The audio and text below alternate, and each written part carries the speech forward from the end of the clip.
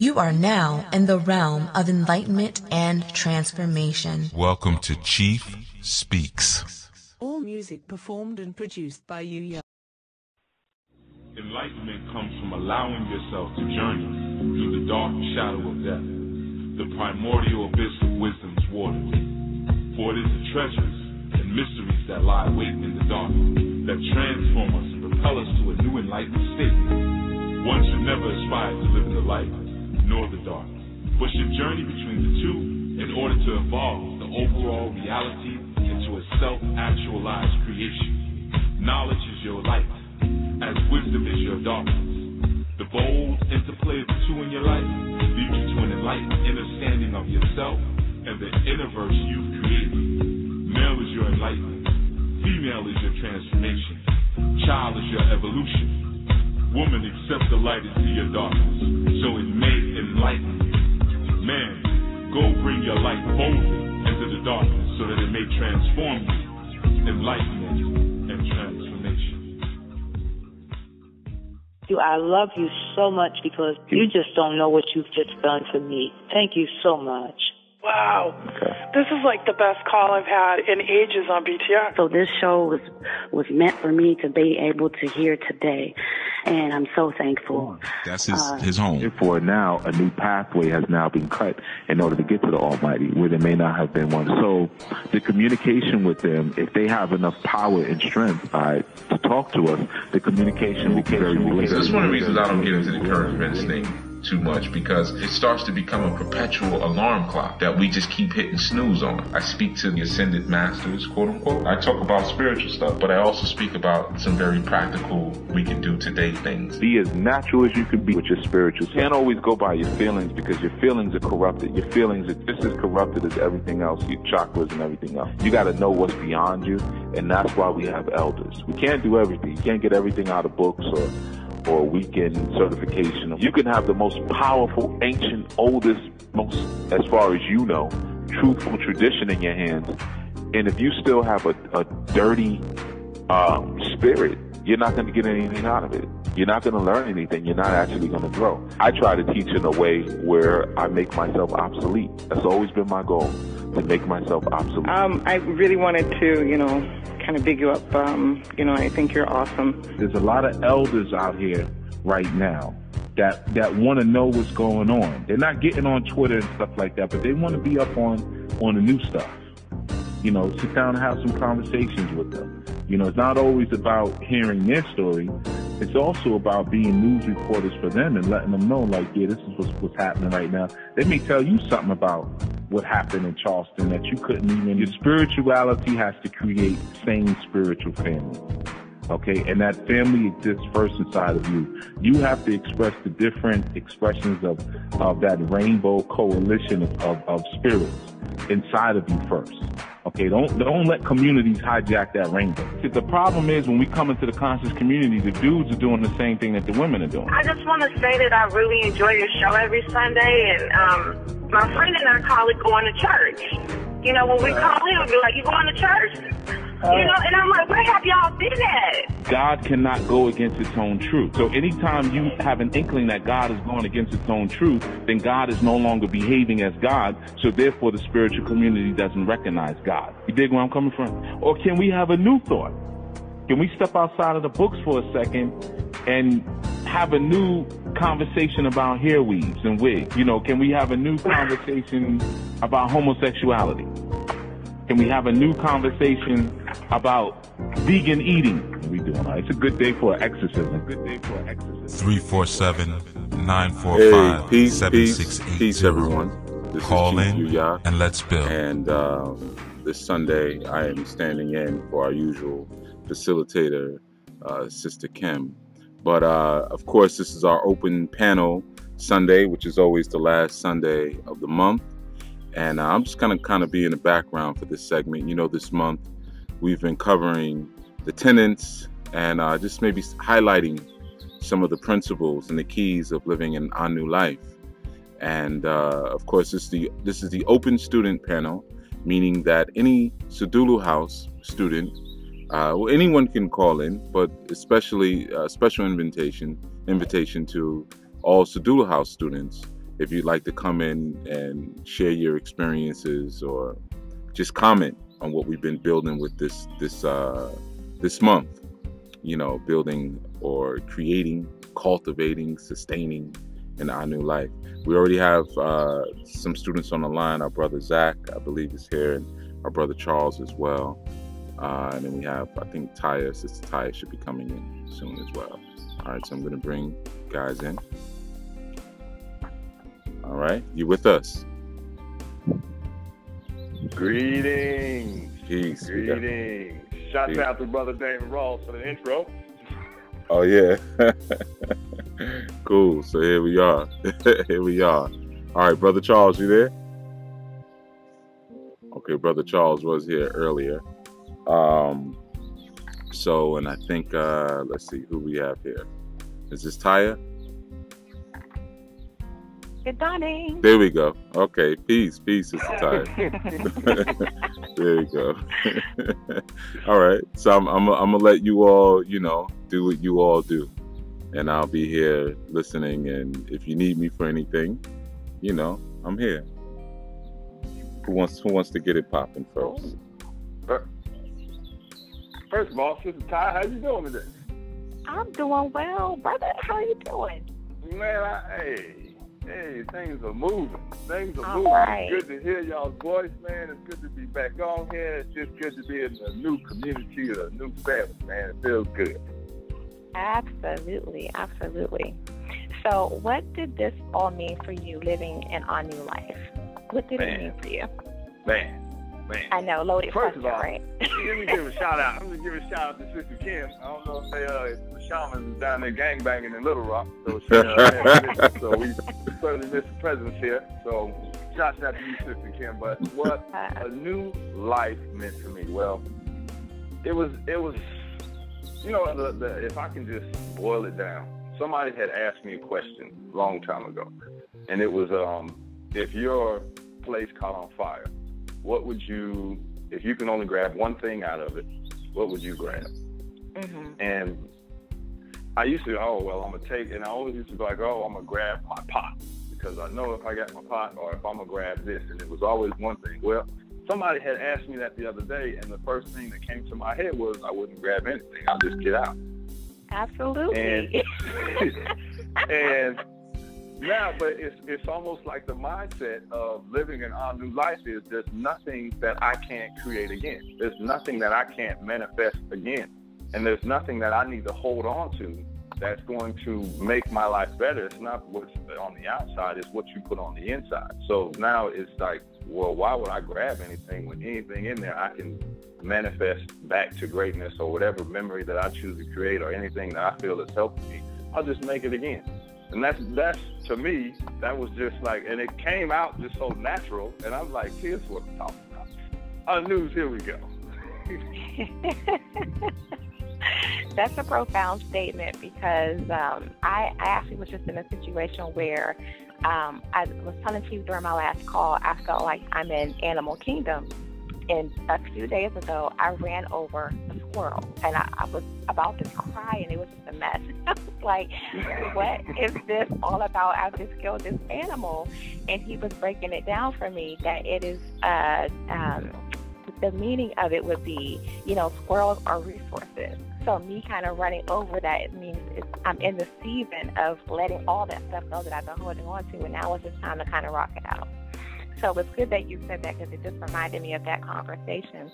But what these calls meant for me, was it kind of took me back to those earlier conversations we've had in the shows from the months before, where we talked about your flag and your culture and defining what that is, and making sure you hang that flag so that no one else can secretly put their flag over yours. And then getting into that conversation of what is your value, and renegotiating that value even within your spiritual community. And I don't think you can really talk about an all new life until you really work through those elements. And so for me, I felt like the timing of it was beautiful. And there was a lot of numerology also in there that Chief was dropping. He talked about the number 3, the number 7. the number 12, and then even snuck something in there that I'm not sure most people will receive. But we are in a month of 5 strongs, and he talked about the 5 points of where he has kind of fueled what Anu means, and maybe he'll say something about that today. I don't know.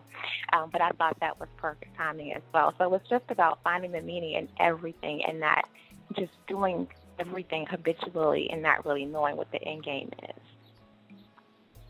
No, that's a good point you bring up, because at the same, what flagged you, it's almost like it was a point you made when you got to look at the world like a me. And when I started, that hit home for me, because it's like, don't try to box me in. Don't try to cage me into, oh, this is what you do, or this is what you do. Why do I need to do a certain thing when I can just start to pick all a la carte? I can go, okay, let me order one of them. I want some of this, and I want a little bit of this, and then I'm gonna put it all into one cake. And it was interesting because this past, what was it, the other day, a gentleman actually came up to me and was like, he didn't come up to me, it was something on the internet, and he goes, oh, so we're all Egyptians now, because he heard the word Anu in a conversation. So then I'm like, well, where did you hear that at? Well, I know Anu is from Egypt, and you're trying to say all of us are Egyptians now. What? Like, I don't remember I don't remember that being said in the video. I don't remember me saying that. But again, though, it was just him trying to box me in to figure me out. But here's the thing, though. You can't figure me out. You can't, just like the world, it's evolving and it's ever growing. Well, so am I. And I'm going to be moving and shifting. That's in our new life, moving and shifting with the times, so that if it's not relevant, I'm not using it. And if it's relevant, I'm going to put it in a package. I'm going to go ahead and throw a little bit of them herbs and spices in here, and then let me see what y'all got. But then also, when I go to study a different system, or I go to look at a different system, I'm going to abide by the rules that y'all live by. I'm not going to be disrespectful, and I'm going to learn as much as I can. But then when I walk out of here, there's some of the stuff that I'm going to take, there's some of the stuff that I'm going to leave. I think for me that was just like, you just don't lock yourself in. That's all I keep thinking in my head. Don't lock yourself in, and don't let nobody else try to lock you in, because what they're going to do is they're going to try to put a label on you. You can't put a label on me. That's huge, and that goes back to the whole flag thing, because if you're not sure about who you are and why you do what you do, then somebody will absolutely do that. Was that Brother Charles I heard? Yeah. I got disconnected for a second, though, so I'm welcome. glad I was able to jump back in. It Brother seems Charles, like it's been a long time man? since we all got together. Right. No, it's been way too long, man. It's literally been a month of Sundays, right? Yes, it has. But so let me just jump in and kind of just talk about my experiences from an Anu life standpoint. And for me, it kind of goes back to my very first reading that I had with Chief. And I remember I asked him some question related to the Orisha. And I always remember him saying, before you kind of sit down and try to figure out how to worship 401 plus gods, you really need to work on yourself. And that really has stuck with me, because, I think part of it is that a lot of the ways that we're sort of taught about spirituality or even religion is in a very sort of didactic process, where it's like somebody tells you to do X, Y, and Z, and then you do it. Or somebody gives you their interpretation of X, Y, and Z, and then you sort of believe it. And this approach is much different, because it's really asking you to teach yourself. And that's not without any kind of structure, but in that sense, it becomes very much like an autodidactic process. And so for me, what I've found, which can be very empowering, and it also can be sometimes very difficult, is to really start with and analyze who you are and how you're moving through things, and to not think of the Orisha and all these things that's outside of you, but to think about them as a part of you and a part of your community, your inner community, or like, I think it was like Nine Akbar was using the expression of community of self. And so thinking about how all these things, all these forces, all these spiritual energies are part of you, and then using you as the basis for your idea of your own God self. And, that is, powerful. and it's different. And it's like I said, it's not really the way that I think most of us are taught to kind of look at these things, but it's a huge paradigm shift that really puts you at the control of what happens in your life in a way that sometimes, we don't always want to take responsibility for. Because, it's like when everything is going great, it's on me. But when it's not going great, then it's because of something else happening or this thing or that thing. But it really is all about you. And so, this process for me, that's going through this new learning format, really turns it back on yourself and forces you to analyze your thinking, your behaviors, your character, and then what that really manifests in your life. And so, that I think is one of the most powerful aspects of this whole thing.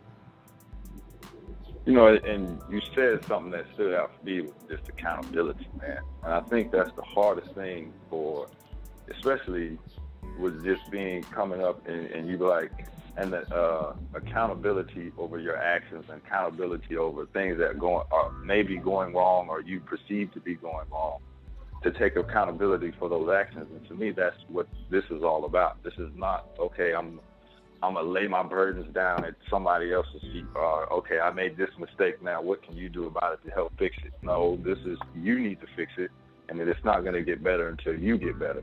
And the thing that really helped me shift my mind to when I started to kind of see this was in the class, and he was just giving and breaking down the difference between the soul and the spirit. And the spirit just gives the soul the shade that it needs to speak the language that it wants to speak at that particular time.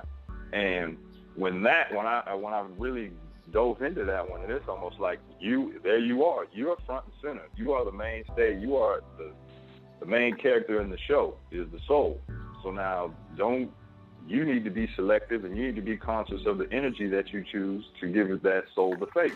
And you're accountable for which one you choose. Now once you start to recognize your soul and dive deep into that, well, then now you can start to more consciously and aware pick, what color shade that you want to give it. Absolutely. Yeah, absolutely. Oh, go ahead. Yeah, I would say absolutely. I mean, and you hit on a huge part, which is the accountability thing, because we're used to, and we're socialized to really put the blame on other people, or to sometimes present ourselves as victims in order to not have to take the role of responsibility for what we've done. And so, what you're talking about is a huge part of that, and it's a huge part of how the teaching is offered to you. I can just say, like, for me, in my personal experiences with Chief, it always comes back to me. It always comes back to what you're doing, and that's really holding a mirror up to yourself and really looking at that person in the mirror and figuring out, do you like that image of what you are? And if you do, great. How do you maintain that image? How do you refine it? And if not, how do you change it? But always through the lens of what you are willing to do. And so that's a huge part of this, and the accountability part is great, and it's also probably one of the areas that people really struggle the most with. Yeah, I have to agree with that, and even with like the very first class or the very first module within the class, having you to reflect in the mirror is, for me, was a very scary thing. I was like, you want me to do what? So I think most people struggle with being able to look at themselves, and then of course we go, why me? But the real question is, why not me?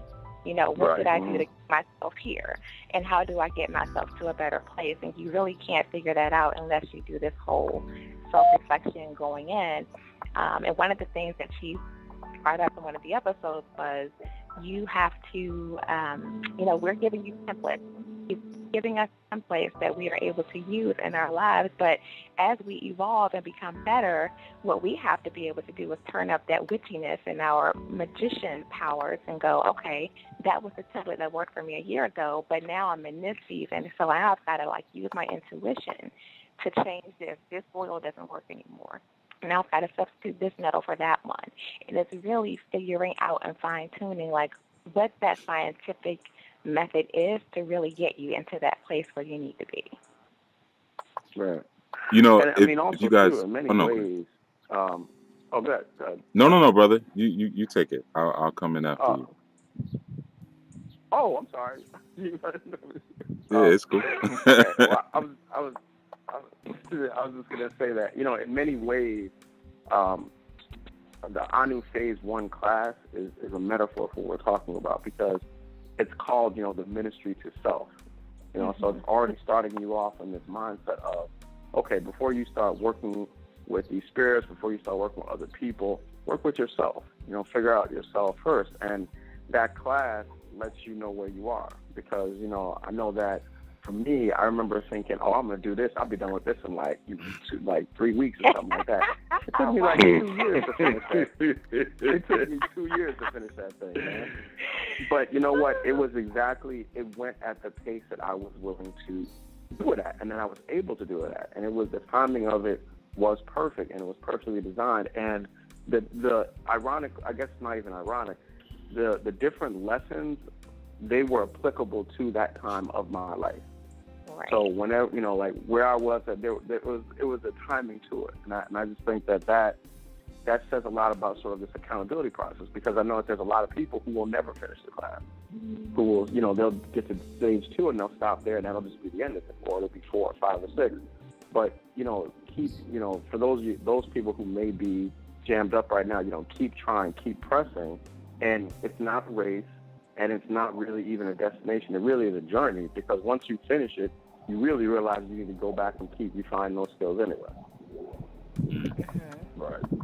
Yeah. You know, I just wanted to add that one of the challenges that you're speaking about too, in terms of people being able to complete and follow through, even the language that you all are speaking now, one thing to be mindful of is that this is not a language that everyone can comprehend. You know, so even the teachings that I've shared with you all, they are for a certain group of people. And though most people can listen and maybe glean something and enjoy them, unless you're in the midst of a certain life struggle, they won't really make the full sense to you. You know, so it's easy to say you have to do your own work, right? But if you're not in the midst of doing your work, that doesn't really mean the same to someone who's not doing any work. So when we speak about living an Anu life and not centering and cornering or boxing yourself into any one modality, any one method, or any one designation of ethnic or spiritual or social group, that doesn't mean anything to someone who hasn't yet civilized themselves beyond the structures of religion. Because that's really what religion is for, just to get people to act humane enough to have deeper conversations with them. You know, so certain things are for certain people, you know, and that sometimes can be the struggle. I know for each of you, we've all spoken individually about sharing and how do we get this person to come into the information, and why is this person not paying attention, and you tried to share this lecture I may have done with them or that, but always understand that it's not for everyone. You know, there's a lot of people who look at me like I'm a heretic. You know, like, how dare you mix systems? How dare you speak about doing something new? How dare you even speak beyond Orisha? How, you know, you've been initiated into the cult of Orumila, you know, which is a high honor. How dare you speak about anything aside from Ifa, you know, after that honor was bestowed upon you? But if you're not in the midst of the real work, you're not going to get it. It's not going to make sense to you. People are not going to understand why these things are necessary until you go out and try to work with your community, until you go out and try to explain the value of spirituality to a 15-year-old gang member. You know, you're not really going to understand why you have to become these different things. You're not going to understand why you have to take these different angles. And the thing is, even within this ministry, it's for those who are active, it's going to attract those who may come from a background of doing. In fact, the 3 students who are on the phone right now are doers. You know, that's significant. That's not something to be ignored. And for all of you listening, neither of them look or behave the way they sound. They all three of them sound real refined and gentle, and but they're not. You know, Zach's a ex football player. You know, big, tall, strong-eyed. You know, goofy, but he's a goof. He's a goof. He likes to crack jokes all the time. But he doesn't know he's not the most friendliest looking person. He thinks he is, but he's not. You know, Charles is another big guy. You know, he sounds like he's soft spoken on the phone, but he's a big guy. You know, he's another leopard, and Taya is a wild Oshun woman. You know, with this little light voice. You know, but she exudes all of that Oshun Jessica Rabbit stuff, you know, tight dresses and all that other fly stuff, you know. And Sister Kim is another wild country woman, you know, going to a crystal mine recently trying to dig up a 500-pound crystal to sell. You know, we're gonna drag this up out of it. We taking this up out of here, you know.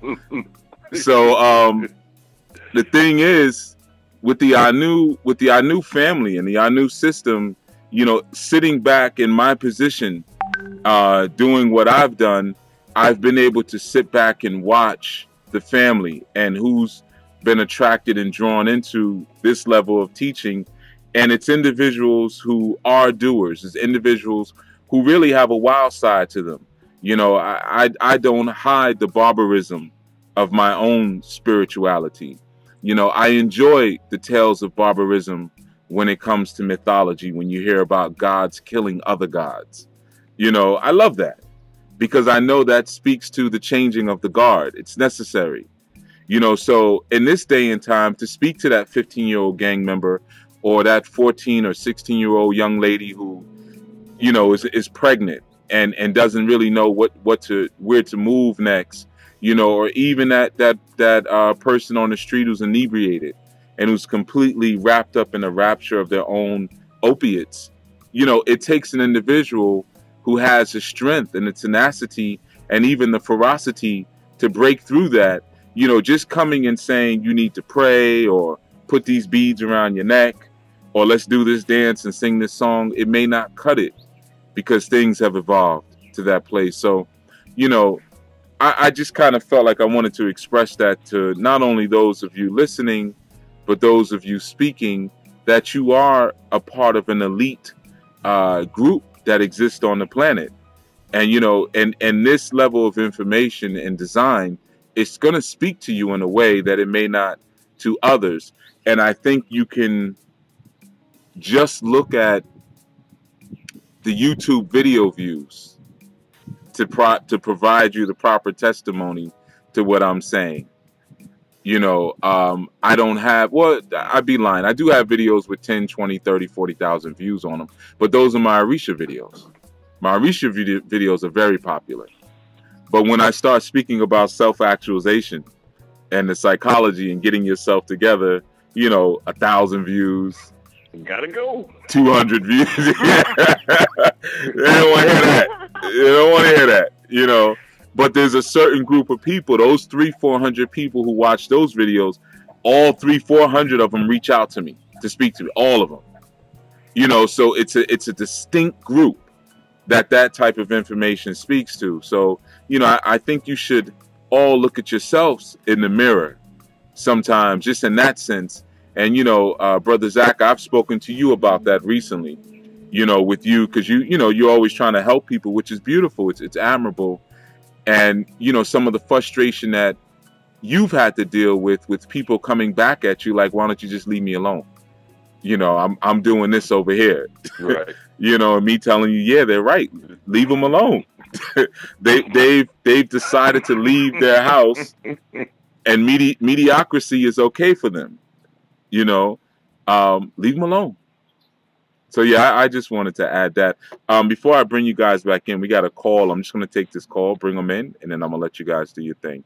813 area code. 813 area code. You're on the open panel on Chief Speaks. What's good? How's the family doing? This is Anwar. How you doing? Oh, we moving and grooving. Hey, what's going on, brother? Good, good. I just wanted to piggyback on what you guys are talking about. There's one thing I put in mind whenever I'm in certain situations with people.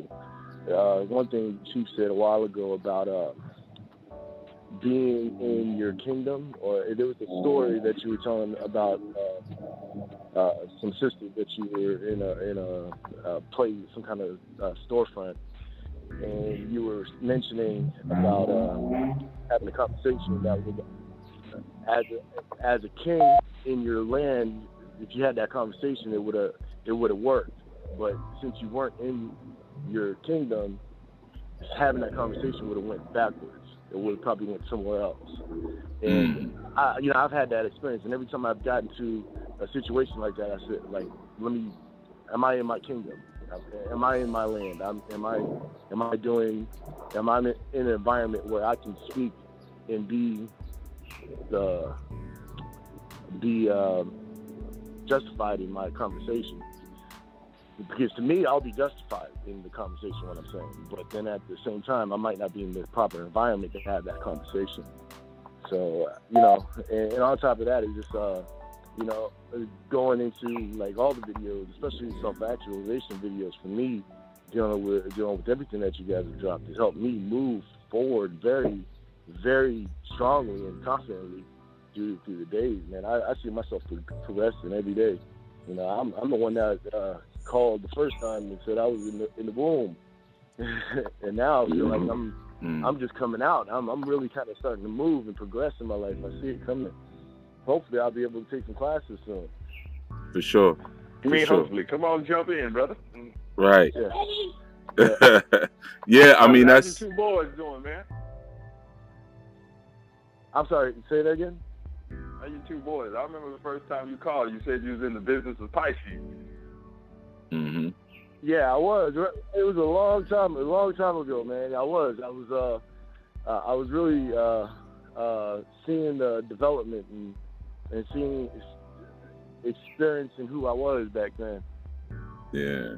And now I'm just like coming out, and I see a lot of stuff manifesting from my business to my personal life. So. Yeah, that's peace. Well, like you said, it's key, man. It's key knowing your place. Sometimes we get very frustrated when we look at other communities and, we look at what they're able to do and what they may even be doing to us. But you got to kind of always know where you're at. And like you said, am I in my own kingdom? And am I rooted on my throne? When you're rooted on your throne, you find that you don't really have to comment on everything. You're going to judge every life experience. There's nothing wrong with that. Right now, there are people listening to this show, and they're judging the show. They're figuring if they should jump off, go for a bike ride, or go rollerblading, or keep listening, or whatever, But the thing is, it's when you immediately adjust your perception based on what you feel you've judged. And that's where the problems come in. Like, with what Zach was speaking about earlier with the conversation he had with the individual and saying, oh, we're all from Egypt now, is what you're saying, because that person made a judgment and then is immediately trying to change their perception based on that judgment. And that's one of the most dangerous things that you can do, because then you never experience what that moment is supposed to be in its proper form, So even in what you're saying, man, like I remember when you came in, and I recognized the voice, of course, and even the raciness of your tone when you first got on. You were one of them people. I'd say something, you'd be like, yeah, that's right, yeah. Now you, and then over time, I noticed the past maybe 2-3 times, of course, in this time, just kind of a peacefulness. There's a peacefulness, and sometimes that comes from obviously doing the work. Like you said, man, I'm seeing improvement every day. And the reason you're seeing that improvement is because you've silenced yourself to the possibility of it. It's that anticipation. You don't want to stomp and step all over what the divine is doing in your life. So, the beauty is to pull back. And, you're a musician, you're in the music field. So, the value of listening. You know the value of silence, you know, of building up to something, and even allowing things to come back down, of fading at the right time. You know, so you use those same principles. Like I said, when you come into high spirituality, you don't have to throw things out, man. You know, you learn where and how to apply things, because that's your throne. You know, and always understand that, like for those of you, like we were speaking about earlier, who are like, well, why won't my family get this or this? Or why won't my spouse or my boyfriend or my girlfriend? You got to always understand that you're going to attract people wherever your talent is. You know, so wherever you have your gift or your skill, that's the area that you're going to bring people in, especially for those of you who are out there looking for mates, for instance. You know, let's say if you have a skill at public speaking, or if you have a skill at making glasses or watch building, whatever it is, that's the lane that you're going to actually pull the people in who are going to be captivated by your message. If you have a skill for watch building and then you're sitting at a football game, they may not want to hear what you're speaking about. But people will always be attracted first by your dimension of godhood. You know, so for me, through my travels of building Anu and building the different organizations I have, people have always come in through the things that I'm most talented at doing. You know, so it's the same thing for the rest of you. And that's where you start to understand the shape of your throne and the emblems and the symbols that exist upon your crown. You know, always understand that the original designs, especially of the Middle Kingdom crowns in Europe, they were always supposed to symbolize rays of light. And in fact, the earlier ones did. They were humongous, you know, because they symbolized enlightenment. The crown represented someone who was enlightenment and had the light, you know, because it was said that deities are made of light consciousness. So they had the light emanating from them. So that's why you had the different points. So like you see the different spikes that existed on the crowns. And eventually, you know, they figured out how to make them smaller so people could wear them and walk around wearing them.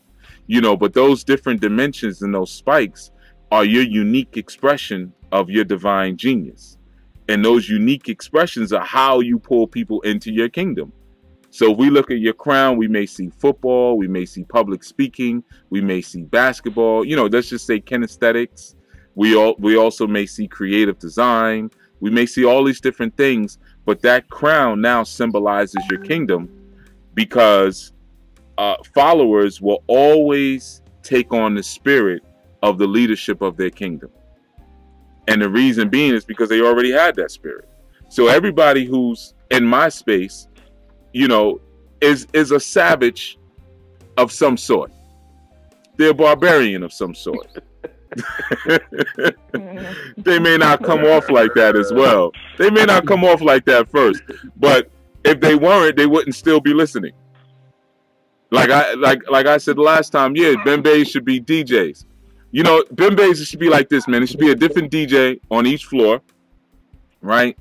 And on the lower floor, where you're dealing with the subconscious stuff, you know, you should have like some type of S&M thing going on, some type of bondage. And then on the top floor, you should have meditation. It should be meditation. You know, no, actually the bottom floor should be S&M and an orgy. There should be orgies going on in the basement. And then in the attic is where the meditation should be. You see? Now let's see. I'm on the back end. I'm gonna look at the Blog Talk callers. I'm gonna see who hangs up based on what I just said. I bet you no one's gonna hang up. I bet you anything. Because you know you're thinking the same thing. Because in your subconscious, you're like, yeah, orgies were what we did in ancient times. Yeah, exactly. And everybody's laughing. Sister Kim just messaged me. She's listening. She said they're laughing. Right. They're laughing because they're like, that could work. You know, I just got to hit the gym. You know, let me get my orgy body back. You know. You know, because you got to jump, you got to hop around a lot. You know, musical vaginas. But the thing is, because that was an ancient technique that we practice, man. Before we had this strong sense of ownership and possession. You know, there's a lot of power that's generated from that. And that a lot of times exists in our subconscious. But then our higher consciousness, yeah, we're meditating. We're seeking to separate. You know, so when we get together and we do certain things, it's going to reflect, obviously, the spirit of the leadership. But that spirit of the leadership is already shared amongst everyone that's involved. It's already there, man. And my job is to educate, which is to bring out. That's all education means. Education is like taking a bucket and dropping it into the well, and your teacher is the one that's pulling it up. The water is already there. You just got to pull it out so you can see it. You know, so those thoughts and ideas are already there. Now you just have to study and figure out why. You know, why am I not offended by that? Why does somehow, you know, that seems like, yeah, that's viable. That makes sense. That seems like something that we did or would do or should do. You know, but that's a party to me. That's an unforgettable party. A bimbe is a party. You know, let's become living legends. You know, let's really generate that energy. Yeah, I know you, Zach. Here we go. Now it's coming out. Yeah, let's hear your real selves. You see, Charles is quiet. Charles is real quiet in the background. Exactly. Don't worry, Charles. The attic is meditation. I was just thinking that like when this is showed online, the court it's gonna be like this week's Chief Speaks. Get your orgy body back. Oh, that's a good title. We might use that. Why not? Why not, man? You know. Listen, I'm not as 40,000 caller title right there. Why not? I'm not as young as I used to be, so might as well, like Taya said earlier, rock out the way you are. That's right. To the end. You know, the best thing you can have, like Zach said earlier, what would I take when I leave? Doesn't really matter, man, because at the end of the day, the best thing that you can have, you know, if your house is burning, or even when you leave the earth, which is your body burns up, it's a form of the house burning. It's the same type of metaphor. The best thing you can leave with is the knowledge that somebody knew you. That's it. You know, somebody knew you. You know, so I don't care if it's one person or two people, whatever, because most of us live and die and people don't even know who we are, man. And it's because we don't have the courage to express that. We don't have the courage to live it. You know, we're hiding. We're afraid of what our family's going to say. And by the time we do have the courage, we don't have the energy anymore to really be it. You know, so once the body burns up or the building burns up, man, you want to make sure, you know, like you got all those memories and what should I take? My memories, this and that. They shouldn't matter if they were shared. Somebody else has them ingrained in their mind, man. You can go talk to them about, you know, your high school graduation. It's with them. You don't need the picture. You don't need the yearbook. You know. So yeah, I'm gonna let you guys. You know, I didn't ball guard it a little bit, man.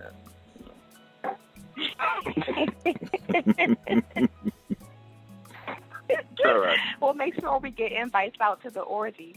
Well, you're the organizer. Ty is the organizer for our new, so you get that. I knew it's coming. Yeah, I don't think I'm gonna be participating, but you know, because I'm a plus size orgy. I don't know if you're ready for the plus size, but me, I'm at that age now when I'm putting my boxes on. I got to decide if I'm gonna put them over my gut or under my gut.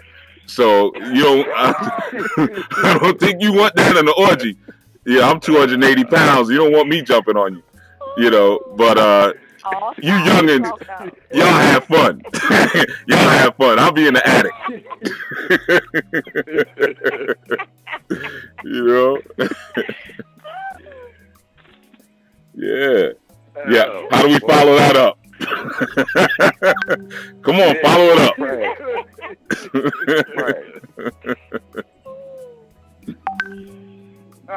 But what I was just thinking about though is what the brother just. Why you stuttering, brother? Why you stuttering so much? Hey, I'm putting you on the you put me on the list. Plus, okay, you confident. All right, I'll make sure you don't lose your nerve. And Anwar's still back there, but he's quiet. Anwar's quiet. He's like, look, man, I'm a father. I'm a businessman. I can't, I can't be in this. He said he just came out the womb. He ain't trying to go back. Yeah, exactly. He trying to go back in the womb so early. It's just the truisms, that's all. It's just the truth of things. My bad, man. I had some company that just flew in. Oh, it's all good, brother. It's all good. We know you're here. Yeah. So go on, brother Zach. What were you building on? It's all good. It's all good. Yeah. Hey, love y'all, Dapo, man. I'll give y'all a call next time, all right? All right. Beautiful, my brother. Odabo. Yeah, what you saying, brother Zach? Like I was saying. Right. Nah, but it just goes back to one of the shows you said of it's not on telling you what to think, but teaching you how to think. And I think once you start to use that level of discernment, when you bring it into different conversations, just with people, you can hear where they're at in their walk. So therefore, you can discern how much light to shine, and then how much you should pull back, because you can already feel where this is going.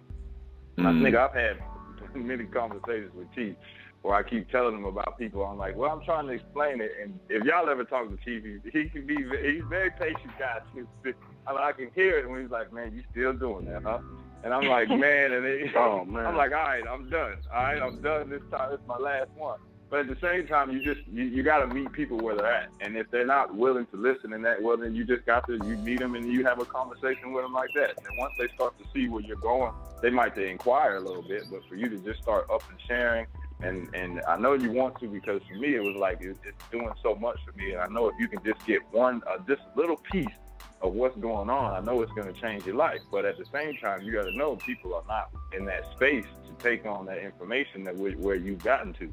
Because that's a hard jump to get out of. And like another thing that he said too is the tools. Can you drop the tools that you were given to get back to where you need to be? And that base tool that you were given, which was religion, is kind of a hard tool to drop because of the phobias that people put on it. Now it's all in your mind. So now it's like, how do you get out of it? Yes. Yeah. Well, I mean, the other thing too, Zach, is that this isn't about trying to transform somebody who doesn't want to do that. So it's like the best example of the value of changing is your life. So, like as you raise your vibration, as your life reflects living on a higher standard, it's going to attract people that want to do that the same way. Sometimes we spend a lot of effort trying to convince people that they need to come along with us, or convince people to follow us, when in fact, if we're doing our thing, if we're living our best life, if we're living in accordance with our higher selves, that's going to attract the people we want to have with us anyway. Yeah, people are always watching. Know that. People are always watching. Yeah, and the last thing I'm gonna say, because it kind of gets back a little bit back to the orgy thing, because I haven't transitioned past that one yet. So it kind of takes us back, even to the shows in the beginning, even at the beginning of the shows. The point is not to try to live in the light or to live in the darkness. It's to understand how to move in between those places. That's those 7 floors of that building and everything and all that. That. It gets back to that chakras webinar. How do you move through those different zones and those different places? It's not to get to any one particular place and to stay in that place. And the reality is that you can't do it anyway. So you're constantly kind of going through this process of going from the top to the bottom, so the bottom to the top.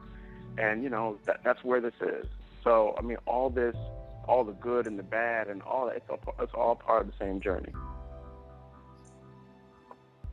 Right. And just with you to build on that, well, just to know where I was, because when somebody reaches out to you and asks you a question about something, it's almost like at that point you want to provide the information to help them out. But then once you start to maybe go against their moral beliefs that they feel like somebody has put indoctrinated into ever since they was little, and now it's kind of like, no, I can't. I can't. And it's easy to say, oh yeah, don't try to convince them, right? Because it took me a while to get out of that, because I'm like, okay, if you just listen to this one thing, or and then here we go with these excuses of, oh, that's too long, or that. But then, well, why you asking me the same question If you don't want to move into another space, then you're gonna be stuck in this space.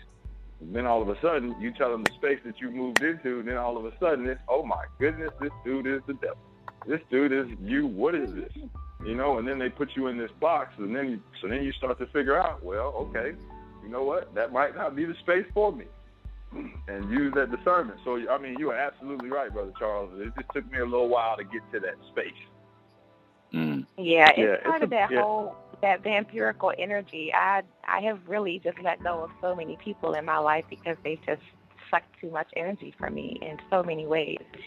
And so even though someone might be coming to you to ask a question about spirituality or whatever it is, it's still vampirical. If you've answered it before, I mean, what's different today? I'm going to give you the same answer. Okay. Well, there's a big difference between somebody asking you, how did you do that versus how do I do that? So when somebody's asking you like a bunch of questions, oh, how'd you do that? How'd you get in shape? How'd you make that meal? How'd you get that understanding that you have? That's one thing. That's you telling your story. So that is allowing them to pull from that. I think it's different when the person asks you, how do I do that? Because then they're taking the responsibility to try to actually make it real for themselves. And I think that there's a difference in that. And sometimes, you know, we pull along the people, I think, that are trying to ask you, how did you do that? And they can't do it the same way anyway. So they really have to try to figure it out for themselves. Right. Yeah, I still see there's a distinction, though, because even if I'm saying, how do I do that, and you're not being receptive to what I'm saying, then I'm not giving you any more of my energy, period. So it's, I don't know, I guess I'm just... What you're doing is you're speaking about a specific situation. You're talking about something without trying to talk. Something happened. Something happened. I know something happened. No, not necessarily. I'm just saying, people come to you. Like, I can think of several people who have come to me and said, tell me more about this lifestyle, because it's different from what, you know, I come from a Christian background. But if I'm giving you information and then you come back and keep asking me the exact same questions, who's your Bible out? What community are you a part of? And I've given you that information like 10 times. I'm not giving it to you anymore. Yeah, but see, here's the challenge. Here's the challenge. This is what you guys got to learn how to do. This is where your first eye comes in, and this is where you use the ability of Oya. This is when you invoke her spirit, because Oya sees to the eye of the tornado. It's very rare that someone is actually asking the question that they're consciously asking. You have to look underneath it. You know, so when someone says, oh, well, this what you're doing is fascinating. Tell me more. You know, like I had a conversation with someone recently, is a woman who likes to ask a lot of questions and halfway listen to the answer and then say something else, ask another question. And I said, the thing about you, I said, is you're not really interested in what I'm saying. You just love the stimulation. It turns you on. You know, so for some people, they're just hunting for stimulation. You know, so tell me more. Talk. Say things that I'm not aware of, that I don't know about. You know, I think the point that Brother Charles made was right and exact. There is a difference between, you know, what are you doing as opposed to how do I do what it is that you're doing. But even in all, you have to be able to see the underlying statement that's being said, because most of the time it's a statement. It's not really a question. It's a statement. You know, sometimes people just want to get involved in what you're doing and they don't have an invite. They don't have a way in. You know, so if they say, well, how do I get like that? Well, come here and you can learn how you can get like that. Often when it comes to conscious information, that is not the response, unfortunately, that we have to offer people, because we don't have structures. We're sending them to videos. Well, get this lecture and listen to this tape and buy this book, you know, and people are often looking for community. They want something they can just join, you know, and what they may be saying is, you're not as much of a fool as you once were. I see the difference in you, you know, and I want that level of enhancement too. You know, how can I be a part of whatever it is that you're doing to have that level of enhancement? You know, a lot of times it's just that. Now, when you got people who are constantly coming back, yeah, it is vampirical, but even a vampire, you have to see if there's redemption. Why are they vampirical? Has no one ever taught them how to generate chi on their own? You know, do they only see that as the only resort? How many of us listening right now on this call eat food only for energy? You know, how many of us will say, no, I can fast 3-4 days and get energy other ways, you know? But I'm going to bring in another brother real quick. He's been asking questions for a while too, you know. 615, you're on the open panel with Chief Speaks. I'm going to let you guys take it. I love your family. Peace, brother. What's up? Slow motion, man. Just listening to the child with this party house, 7-story party house. Y'all talking about? I know. Hey, quiet as it kept. I know a brother with some land that's up for something like that. So if y'all serious, up. Email us at organizer@onlifeglobal.org. Hey, all we need is like a couple hundred sandbags and some stucco. You got to instruct. That's all it takes. But I'm going through the training right now, and you know, it's, to me, the courses is like a transmission, almost, to me. Like it's almost like you're being reminded of stuff you already know. So you get one part of it, then you just go to the next part, and then you stay in that gear for a while, then you go to the next. So my question for y'all was, what was the aha moment for y'all when y'all went from the sister that had cable to the sister who got direct TV? What was just the transforming part for y'all? Well, for me, like I said, go ahead, Brother Charles. No, go ahead. I got to think for it. I got to think about it. Go ahead. The transforming piece for me was, again, at the beginning when it said the difference between the soul and the spirit. And I always was under the understanding, you know, that spirits, and I was, again, this phobia that, you know, that's something that you don't play with. You don't go over there. You don't do this. You don't, what is this star that you get? What is this, you know, that you practicing over here? And it really boxed me in. It caged me in from learning, and it put limits on my way of thinking. Well, then, if it's going to put limits on your way of thinking, it puts you limits on the way you act intelligently and view reality. So my reality was skewed because the information that I was bringing in was limited.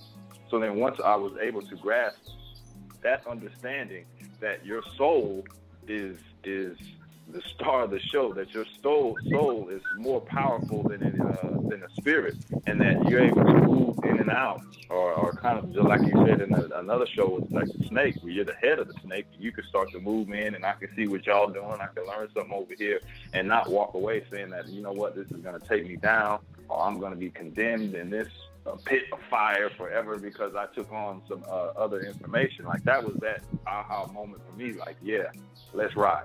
Like, let's rise above all of this garbage. Let's rise above all this indoctrination. Let's rise above all of this, like, this social decaying system that I've been in for so long. And it's time for me to really manifest greatness.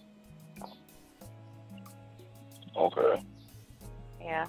And for me, it was a combination of my very first call with Chief, where I think it was 2 very specific questions. One of them was actually a wealth ritual, which manifested itself almost immediately and helped bring in like an extra, I think it was $10,000 a month for a few months. And then I started the class, and that first exercise, kind of piggybacking on what you just said, Brother Zach, that first exercise, when you start learning about the difference in soul and spirit, I actually did a testimonial on that for Anu. But that first exercise, having them look at yourself, made me realize I've spent most of my life avoiding who I am. And so it was that activity that made me realize, my goodness, who am I now? Because I'm not who I was, I'm not behaving like the person I was sent here to be. And so I had all this disorder and chaos. And so now I'm working through the chaos, but it was through that activity that really turned up the volume on, all right, we got to self-reflect and figure this out. Yeah, I would say that for me, right around 2012, I had 2011, I had a really profound tragedy that happened in my life. And from that event, it really gave me a completely different way of looking at life. You know, there's things that can happen that really just shift the way that you think about how reality is in terms of, you know, what's right, what's wrong, how things work. And, you know, I lost somebody that was very, very, very important to me. And it was like I was talking with one of my friends about it, and I said that from that event forward, I felt like I was having a different conversation with God, because up until then it had been one way. And then from that moment, it was a different one altogether, because, you know, I just really saw that life was a lot bigger and a lot more different than I had thought it was to that point. And I think that kind of started me on the path, on the journey to where I am right now, because, you know, it's like, it's funny. It's like there's this movie, there's this trailer for this movie right now. I'm big into comic books, and this trailer for this movie called Doctor Strange. And one of the things that they talk about, the lady's talking to him, she says, you know, you're a man looking at the world through the space of a keyhole. And that always sticks out to me, because it reminds me kind of how things went. Because I was looking at life kind of like with the door cracked open and thinking that I was seeing everything. And the event kind of opened the door, and I was like, oh my God, look at all the stuff that's going on out here. And now do I have the courage to actually walk through this door and to see the world that's actually outside? And so for me, that's kind of like the beginning of my journey. So mine came from a space of a significantly tragic event.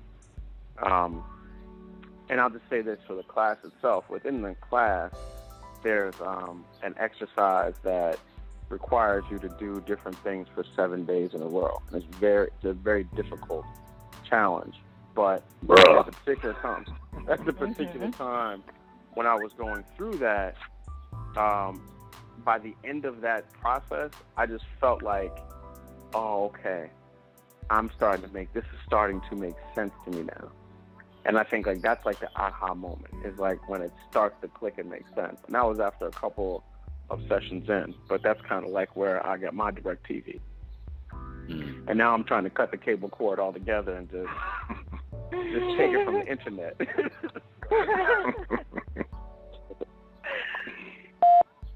Yeah, nice analogies. Those were definitely good analogies. And brother D, have you received your aha moment as of yet?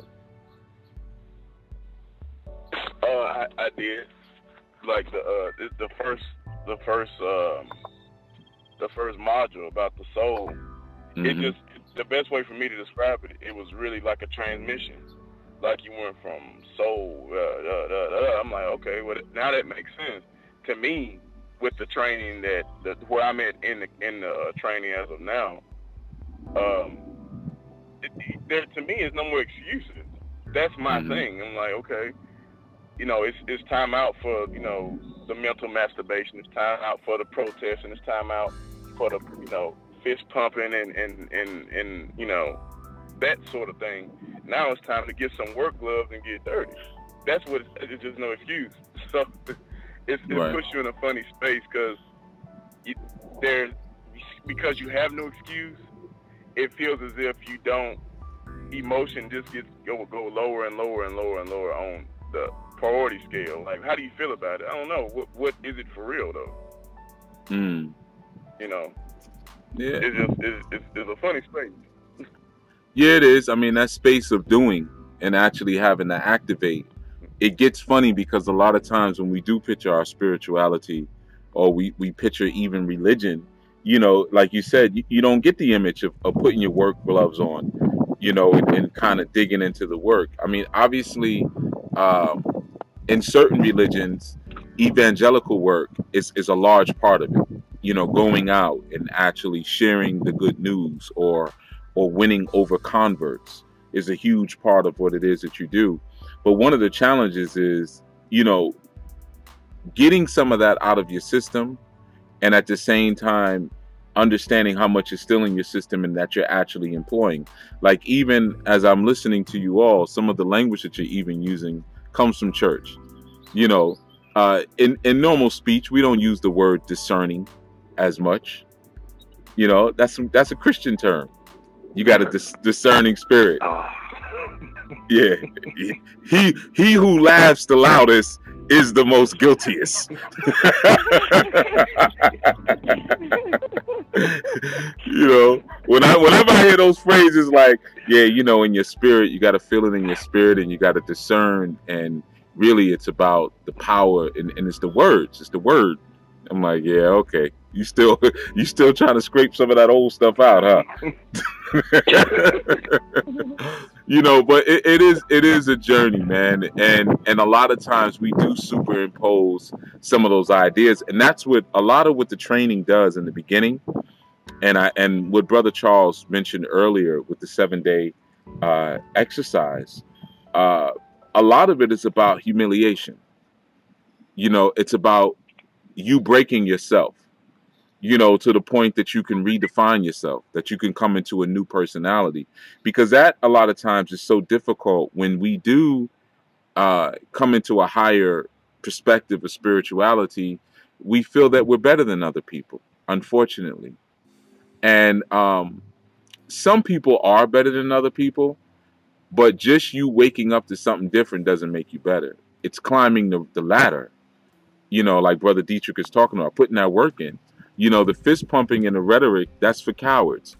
And when we speak about the Anu perspective, you know, speaking as a man of Anu, you know, one of the things about being an Anu man is about, it's really about being an alpha. You can say the A in alpha, in Anu stands for alpha. You know, there's no beta action, there's no delta action, there's no zeta action. You know, it's about being an alpha and taking life by the reins, you know, and doing what's necessary. And a lot of times in different spiritual groups or spiritual understandings or different religious groups, as far as the male's role becomes very effeminate. You know, it's about a lot of waiting. It's about a lot of hoping. And when someone finally puts the tools in your hand and says, well, listen, that same deity that you're waiting and hoping on, these are the actual tools and formulas that deity has used to effectively construct the universe. So therefore, you can effectively construct the solutions that you need in your life. These are the sound vibrations that we use. These are the symbols that we use. These are the words that were called upon.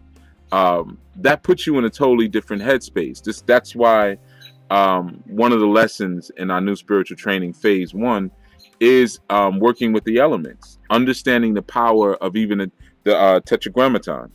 You know, how significant that word formation is for us who are locked down to that 7-layer vibration, that 7-layer prison, and how this deity that so many of us hold in such high reverence is nothing but a warden who's played you out. You know, even if you go back into the Christian stories in the Garden of Eden, and you see that Adam and Eve were mere robots. You know, and even when those who were still highly allegiant to that warden deity, when they reconstructed the story, they constructed the story as if Adam and Eve messed up and then they were kicked out, like if it was an involuntary exile. And that wasn't the case. They made the decision to say, you know what, we're going to break free of this prison, and we're gonna have to go through a corruption and go through some horrible things, but we're gonna break free of this prison so that way we can be the same deity that we are ignorantly worshiping. You know, he comes around in the cool of the evening. So, you know, it's basically like being a kept woman. If any female listening has ever had that offer, you know, for that man who will put you up in an apartment somewhere and, you know, this and that, and basically you have to wait on him. You're at his beck and call. Go back and read Genesis and you'll see it was the same formation. You know, he comes around when he feels like it, and you sit here in the garden and play sweet until he shows up. You know, so that I knew, man, what is all that noise in the background? What are y'all doing? What's going on? Thank you. Yeah, nobody wants to admit it. Last time that happened, it was Brother Charles. Speak up, Brother Charles. Oh, it was? No, not Brother Charles. Nah. No. I He said, no. Yeah. Yeah, I know it ain't Brother Charles. Hey, look, I respect protocol, man. So Brother Charles is smooth. He's too smooth. It ain't Brother Charles is too smooth, man. He's Shango. I ain't worried about him. Now we do have an SU on the line. You know, we definitely got an SU in the house. He who laughs loudest. / Ogun, is that what you're saying? Yeah, I said maybe Ogun. We haven't done the full reading for that, but we know you definitely got some SU. Yeah. So I thought you said they say whoever points the finger, they got 3 pointing right back at them. Yeah, you see, that's how we know you SU. First of all, you mentioned the number 3. Let's decode what you just said. 3. Yeah, 3. He just told on himself. He got 3 pointing back at him. Yeah, okay, SU. You know, then he trying to turn my words around and stuff. Yeah, this is how SU leg butt gets down. You know, meanwhile he's at the gym right now. You know, all that noise in the background. You know, but yeah, so you know, you was talking about a woman that was kept. Carry on, brother. Yeah, exactly, a kept woman. It was me. Oh, okay, Dietrich. I should have known. I should have known it was Dietrich. Big old football playing brother. You know, he over there making all the noise. But yeah, man, you know, that whole science of anew, it's about freedom. And that's what we're speaking about. So even when I say things like the orgy to the meditation room, you know, you got to understand these are all freeing elements, you know, and it's about getting as grotesque as you possibly can. And it's about being as beautiful as you can possibly be, you know, and you came here as an alpha to take the reins of that, to take full control of that experience. And that's what so many are afraid of. And that's why I said a lot of times you have the creation of this polytheistic pantheon in so many different ethnic groups, because all of those different deities represent all the different things that they couldn't handle. You know, they encounter different experiences in life that they can't cope with.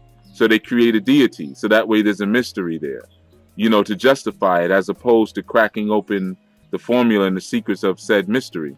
You know, we could create now a deity that's specifically over the enslavement of Africans. There could be a deity for that. You know, now would we worship it or would we be in fear of it? Or we could just learn what actually happened. Okay, let's look at Ghana. They came first with certain goods. They said they liked our goods, and we were just trading. And then next thing you know, it turned into this and turned into that. And then you had the Ashanti going against the Fanti. And, you know, the Fanti controlled the waterways and the ports, but the Ashanti had the money. You know, one was backed by the British. I mean, we could go through the history of it and figure out, oh, this is exactly how it happened. Aligning, you know, with those who have bad intentions. You know, or we could just create a deity because it's just too hard to think about. Whenever we think about it, we start crying or we get very upset. So we'll put a deity and focus all of our emotions into that, you know. And that's just not really how we get down with our new. You know, certainly there is a mysticism to what we're doing. But there is something that the mysticism is supposed to lead us to. And that's supposed to lead us to the best solutions, which is the truth. You know, so like Brother Dietrich said again, putting the work gloves on and actually putting that work in is a key element to this, And not everybody's interested in that. Not everybody, many people are interested in escapism. And that's why you won't have 5 million people like Brother Zach and many other people have told me consistently over the years. Why doesn't everybody know about what you're doing and who you are? You know, and I always try to say it's not for everybody. That's why. You know, it's not for the masses. It's for the elite who are actually trying to or affecting change.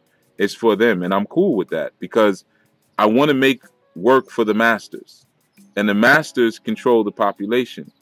You know, but many are interested in being slaves of said population. I'll give you another example, and I want to just give you guys the calling number again. It's 347-945-7680. 347-945-7680. But I was speaking to someone recently, and he was asking me for some guidance. It was, on a relationship situation. And then he was saying, I wish I could be as cold as you are. I see how you are in your relationships, and like things don't faze you like they faze other men.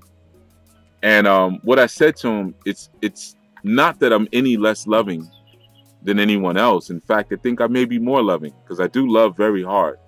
But I said the difference is that I'm not a slave to love. I'm a master of love. So as a master of love, I own it. I control it. I wield it. I've learned it in and out. I've learned Oshun. So knowledge, wisdom, and understanding of the love vibration. So I have that knowledge, wisdom, and understanding of love, the spirit of it. I've mastered it. So therefore, I'm not going to be turning left, turning right with no real plan. As an Anu man, you can't step to a female without a plan. When you're exploring and vibrating with that love energy, and she says, "Where is this going?" You got to have an answer immediately. This is where it's going, because you've mastered that. If you haven't mastered it, then you're just as much of a slave to it as anyone else, man. And you can be manipulated through that particular chakra. It becomes a prison for you. All right. I'm going to take another call, and I'm going to let you guys, do your thing. 864 area code. You're on the open panel of Chief Speaks. Greetings, Chief, and everyone. Greetings. How's everyone doing? Pretty cool. Good. Cool. How you doing? Okay. Okay. What's wrong? What happened? Okay, I'm just going to keep it straight. Chief, this is Clarissa, and I recently had a reading with you, if you can recall. Yeah, I can remember. Okay. And, not going to say a lot, but, one of the things you have said to me was people, want to come to me, basically. And since I've had that reading, I guess I've connected with that idea. It's like one of those things where you kind of knew it, but you just didn't connect with. Sure. And I've connected with that idea.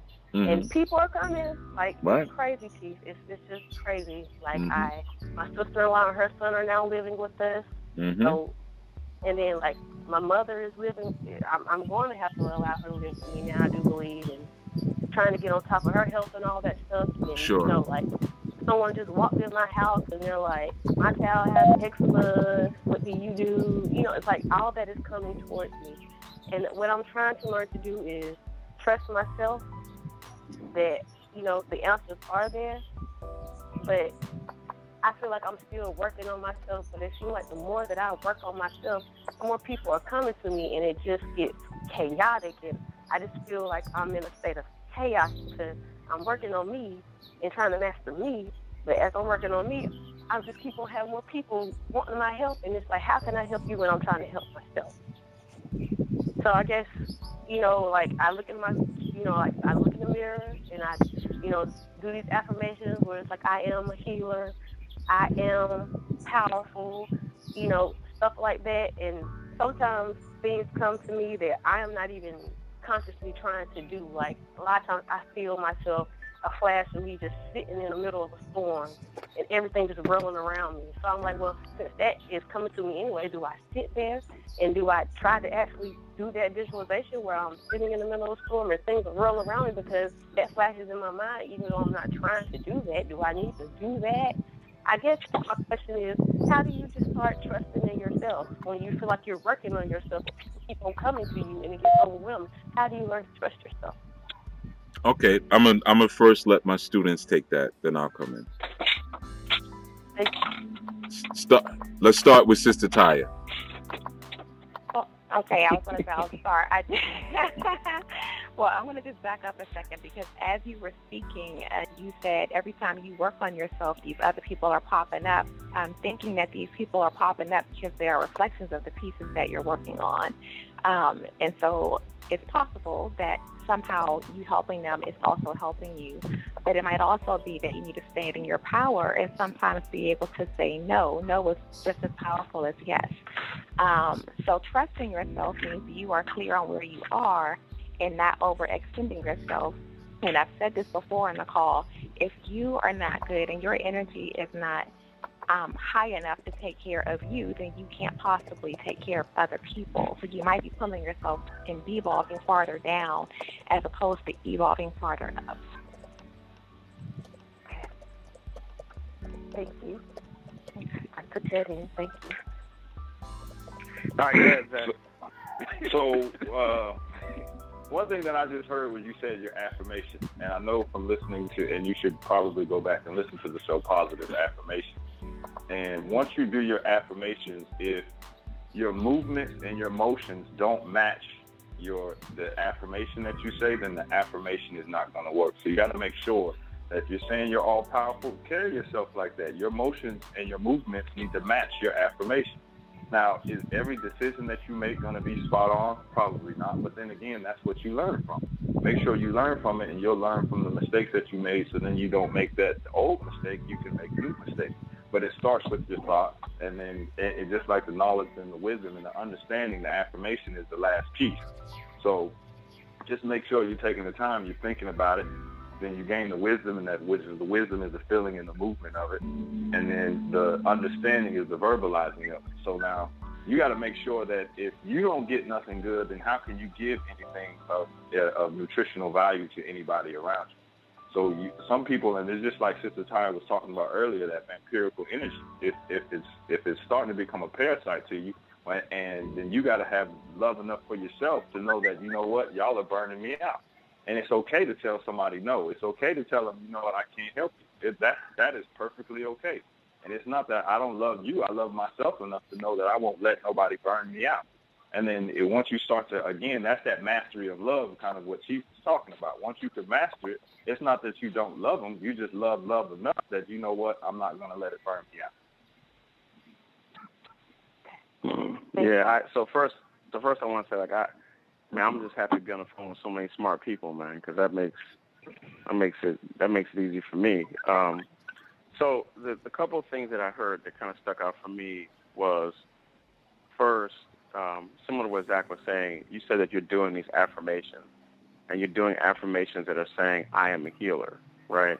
So you're affirming a reality for yourself. And then you have people that are coming to you, and they're saying, can you help me with this? You know, people saying, can you heal this? So what I'm hearing is you announcing to the universe that you want to play a certain position. And now that the universe is responding by putting you in the position to play that, by putting you on the field to play that position, now there's some reservations that you have. You know, when you make a statement like, how can I help somebody else when I'm still helping myself? Well, when are you going to be done with that process? You know, the process of self-development isn't one with an end goal. You're always going to be developing. You're always going to be going to a higher level. And in that process, there are always going to be people that, for the reality that you have chosen, are going to be working with you. So, you know, I think that, you know, maybe there's a part of you that's not comfortable with what you have been affirming, even though it seems that the universe is responding to what you've affirmed. The other part is that you mentioned sitting in a storm. And so for me, whenever I hear a storm being discussed, that makes me think of Orgy, that makes me think of the spirit of the wind, and in particular, how we manage dynamic changes in our life. So you're now in that storm, but you said that you're comfortable in that storm. So that means that there's something about how you sort of manage this change that's going on in your life so that you can assume this role that you are affirming to the universe that you're willing to receive. Okay, beautiful.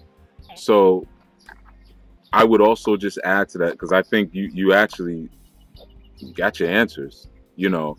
But the only thing I would add to that is be mindful of what it is that you're affirming for. Because if you reach out to the universe or F the universe, we ain't talking about the damn universe, you know, because the universe is just another way of saying God. Because we're supposed to be conscious now, so we're scared to say God, you know, because we don't want anybody to say that's a Greek word. Why are you saying God? You should be saying Oludumare. But then half of us don't know how to pronounce Oludumare properly. So we say universe. All right. You know, it's still that same religious bullcrap. If you staring in the mirror and you're saying I'm a healer, then who are you speaking to? Myself. All right, there we go. Now, but you're not a healer, because what you just put on yourself is a title of total self-sufficiency in a particular area. I'm not even a healer, and I've been doing this longer than you. What happened? What is this? Oh no, I'm just What is this? Go outside. What's going on? Oh, you really have? I had to. You really got people in your house? By myself, someone just walked out. Yeah. Came. I mean, I didn't know those people was coming. They just came. Oh, I thought it was Dietrich. I'm sorry, Dietrich. I muted Dietrich thinking he was good. Yeah. You really got people in your house? Okay. All right. Yeah. I do. They okay. just walked in. I didn't know if they were coming. I did not know that. Yeah. Well, let's see if your tone changes now. Let's see how conscious you really are. Let's see if your tone changes now at your family home. You be like, oh, thank you, Pastor. Bye. I know. Let's see if you pretend like you're calling a prayer line. Thank you, Reverend Jakes. Just step away. Just step away. Okay. So here's the thing. Like, you're not a healer. So don't put that on yourself, because a healer, you can say that I channel healing. You know, I call forth the healing energy. I can provide healing, but to say that you're a healing is saying that you're a source of something. So if you're the source of that thing, then people are going to come to you to drink from that well. You know, you don't want to be the well. You want to be the person who works the bucket at the well. That's the healer. You know, or what a healer really is supposed to be. You know, people get the terms a little messed up, and then what happens is, by saying those type of things, you put a hex upon yourself. You know, it's just like you got people who talk big money, but they ain't got big money. But because they do all that talk big money, they always keep big bills. You know, they're always in debt because they're doing all that big money talk. You know, so it's the same thing when you're dealing with healing, the healing arts. You know, it's an art, and any art is channeled from a divine place. So you're channeling healing. So now when people come to you, you can say, well, listen, let me walk you over to the well. I'm going to show you one time how to dip this bucket into it. And then let's see what you do with it. You see, but by putting certain proclamations out like that, you're putting too much responsibility on yourself. You know, that's just a thing you really need to be careful of. As far as like people coming to you, because now you're doing this and you're doing that, you know, yeah. Whenever I do readings with people, their lives tend to change, and partly it's because you don't know it while I'm reading, but I'm in my shrine and I'm giving offerings and I'm doing certain things while we're talking. You know, so if something comes out, if you say I want to be a such and such, and I read on it, and it's confirmed that you're supposed to be a such and such, I go give an offering right there on the spot while you're telling me your next thing. So the rituals are already happening. Also, the fact that you're verbalizing it to someone who is constantly channeling that vibration, it's going to happen. It's almost like standing in front of a wishing well. I'm a big wishing well with a bunch of copper pennies in it. So yeah, things are going to kind of happen. You got to kind of expect that. And I'm saying that also as a warning to anyone else, because I've heard that a lot. People have said, man, I spoke to you about this situation. As soon as we got off the phone, things started happening. That's normal. That's supposed to happen. But I would say this to you. You got to make a decision if you're going to be a selfish person about it or if you're not. And neither one is right or wrong. You know, but you make the determination in terms of, like you just said something, well, my mother's probably going to be living with me. And you said, well, you know, I have to let her live with me. Why? Why does she have to live with you? I don't know. If I put her in a home, I don't know if I can forgive myself for that. Oh, so guilt makes you feel like your mother has to live with you.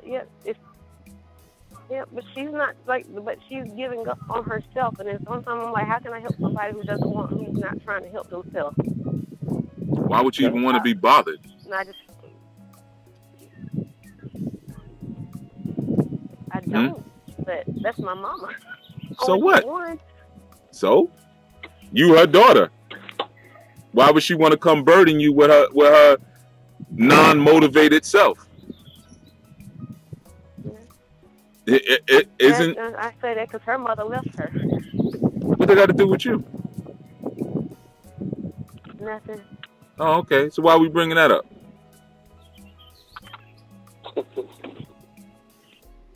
Oh, I know why you bring it up, because you're down south. Mama trying to make me be her mama. Yeah, I you have see. to be her mama. Like, she treats me like I'm her mother. I'm every So you- single child. I had a child role and I had a mother role. So you have to be her mother. I've been her child and her No, mother you since just I said was you a child. have. All right, so let's get to this wording. You just said you have to be her mother. You just said that. Is that the truth? It's not. No, So sir, so it's stop not. lying. Stop lying. You lie too much. And then you just said that you've been her mother and her daughter. Is that even possible biologically? It's not. So stop lying. It's not. You see what your lies are doing to you? They're forcing you into a position that's irrational. And now you don't know how to handle that irrational position because you're not speaking the truth. And your speech precedes your action. So now you're not living the truth of what you want to live because you've had these ideas, these false ideas, these fictitious, bogus notions implanted inside of your psyche. And you're reinforcing them. Now you're regenerating them. I gotta take my mother. You don't have to do anything. All right, who's that with the noise again? The raw dog truth, Chief. I just want to be left alone. That's the raw dog truth. Okay, how old are you now? I'm 29. You're almost old enough to put your hand on your hip and say that to everybody. One more year. And you're 29. You can't be too saucy. And you're 20. You can be a little saucy. You can hint towards it in your 20s. You're just not there yet. You're almost at that age where you can put your hand on your hip and keep it real. Give it one more year. Okay? So if you could stall her out, try to stall your mother out for a year. And then as soon as you're 30, or as soon as you blow them candles out, you say, look here. I done put everybody's stuff on the front porch. Okay? You know, it's just going to be me and my man and my children. You know, you got to live that truth. What's that? You want to say it to a lot of people? I just want to be left alone. So say it. I want to be left alone so I can figure myself out. Just leave me alone. I just want people to leave me alone. Just leave me alone. There you go. Taking care of people all my life. Just leave me alone. Okay, now let's just see when that happens. Now, once you really say that and you put it out there, hopefully we won't get a call again in a month telling us how lonely you are and how nobody supports you and how you just wish you had somebody you could relate to and you could connect with, like a real sisterhood or a real family. Okay, so what you're saying, just hopefully you'll be ready to withstand the truth of that when it comes. But you know, all of this is it's not that deep. You're just being a liar and you're living a lie. You lying to yourself. You stand in that mirror every day lying to yourself. And then you try to get on the phone with all these people and lie. I got to take my mother in or put her in a home. No, they send her with another relative. Or don't get involved. You know, as parents, I'm a parent. One of the things that we have to do is make sure that in our golden years or our older years, that we don't create extra burdens for our children. And sometimes we selfishly do that. We don't even think about the future. I'm going to put you on mute, Carissa, because I think you got some background action happening. But sometimes selfishly as parents, we don't look ahead like that. You know, well, I don't want to be a burden to my children. I don't know what the future may hold. You know, things may be more expensive in the future. Jobs may be more scarce, so forth and so on. So let me put some things in place now so that they'll actually enjoy me. Now, of course, to some degree, you are going to be a burden.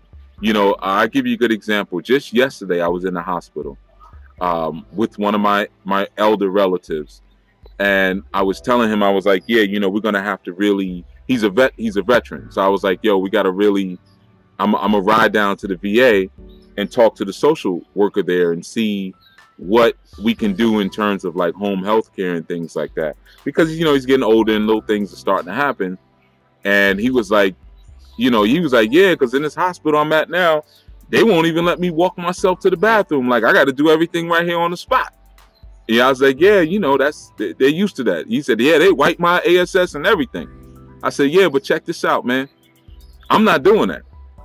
So I said, I don't care what people say about me. Like if we're in the house and you have an accident or something, you just ASS'd out. I'm not wiping your behind. You know, I said, I'm probably not even going to clean up after you. I ain't cooking no meals for you. I'll stop by. I'll tell you some dirty jokes. I'll go through my phone and show you some half-naked pictures of the women I'm with, stuff like that. You know, just keep your blood levels correct. Keep your sugar levels correct. I'll show you some half-naked pictures. You know, and you know, we could sit around and talk that stuff. But no, I ain't wiping your behind and all that. I just ain't doing it. I'm not into that. You know, so he looked at me and said, you dirty mother effer. I said, yeah. So now that you know that, you better put some things in place. He said, well, you know, because the VA guy, I said, well, why don't you call the VA? You didn't get off of your behind and do it because you assume that your superhero relative, I'm not going to say what the relation is, but you assume that I'm going to jump in and do everything. And I'm letting you know now I'm not, because I just don't feel like it. You know, now, he doesn't listen to shows like this. If I have to do all that stuff, I'll do it. But I wanted to put it out to him, out there to him, like, listen, man, don't become a burden. That's not fair. That's not right. You know, so a lot of times we allow people to do that. Like she said, she has other family living with her, you know, and we assume as soon as someone says they need help that they truly do. And most of the time they really don't, or they're just being inconsiderate, you know, and that's when you got to learn to kind of center yourself in yourself for a moment. You got to be a little self-centered. You don't have to be as selfish, but you got to be self-centered sometimes. And then that allows you to objectively sometimes look at things and say, do I really need to be this? Does this really make sense? Am I inconveniencing myself for no reason? You know, so it's just something for you to think about, Carissa. I'm gonna let you all go on with what you're building on. But again, we're speaking about living in our new life. And of course, one of the chief tenets is living an honest life and living a true life, you know, thinking about your best solutions. Like the sister said, I really just want to be left alone. I don't believe that. I don't think anybody just wants to be alone. But I do understand what she's saying. And you as the conscious person, a lot of times you're going to end up having to show a little bit more compassion than the average person because you're more in tune to things. But you should also be more in tune to your responsibility to your family. You know, if you're burdened down by the mundane things that anyone else can do, then you're not really going to have the energy or the vigor to do the rituals that are necessary to keep the family sustained. You're going to fall off on those things. So you got to always think about that too. Sometimes you have to isolate and separate yourselves from the very ones that you want to help, you know, and that you really want to serve. And in my position, if anyone is looking at me and saying, well, I'd like to do what he does, it's lonely. I'm going to let you know right now, being a real chief, being a real family leader, you're the loneliest bastard on the planet. You know, to paraphrase Iceberg Slim, and he said a pimp is the loneliest bastard on the planet. It's true. You know, you almost live like in a tower. You know, when you really go through, you can't really share that with people. You know, when you're really battling things, you can't share any of that type of stuff. You know, you have to keep it to yourself, and you always have to be ready to serve. You know, in any of these Sundays, Thursdays, or Friday shows, you guys have never heard or seen me different. You know, and there were some tragic things going on during some of those shows. You know, so that's a huge responsibility that you also have to take on, Sister Carissa. So these are all, you know, you get an opportunity to really think about it. Always remember that your family prepares you first for what you're going to deal with in the world. You know, and especially for men, it's doubly true. You know, when you're having issues with your wife or your girlfriend or whatever it is y'all, you know, you calling them, nowadays. When she's really tripping, like when she's really acting out, you got to almost thank her. Because what she's doing, she's preparing you for something you're getting ready to go through outside of the house. I guarantee you. If she betrays you, you know, she takes some money, or you catch her around the corner squeezing, you know, your son, maybe your son is a stepson and she's squeezing his booty out the shower or something like that. That level of betrayal you're going to deal with in the world. Hey, it happens. I mean, I get some stories. You know, that level of betrayal is what you're going to face soon in the world. You know, so our family's job is to prepare us, man. And sometimes the preparation hurts. Sometimes it's ugly. And sometimes it's just grandma giving us some advice or something like that. You know, but just keep that in mind. You know, I'm gonna hand it back over to you guys.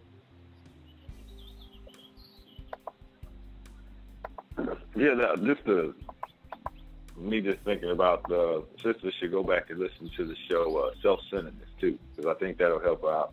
The difference between being self-centered, selfish, and self-absorbed will take her a long way. And I think another thing, piece that again, just with living a new life, is it's like it's a world of give and take, and you give what you can and take only what you need. But the concept is simple: if you ain't got it, you ain't got it.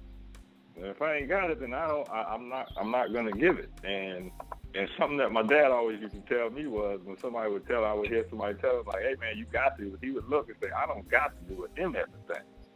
And if you start to absorb that, and you really, and I can hear Chief, and even when Chief says he loves hard, I can hear just in his delivery, it's almost like just telling somebody the truth.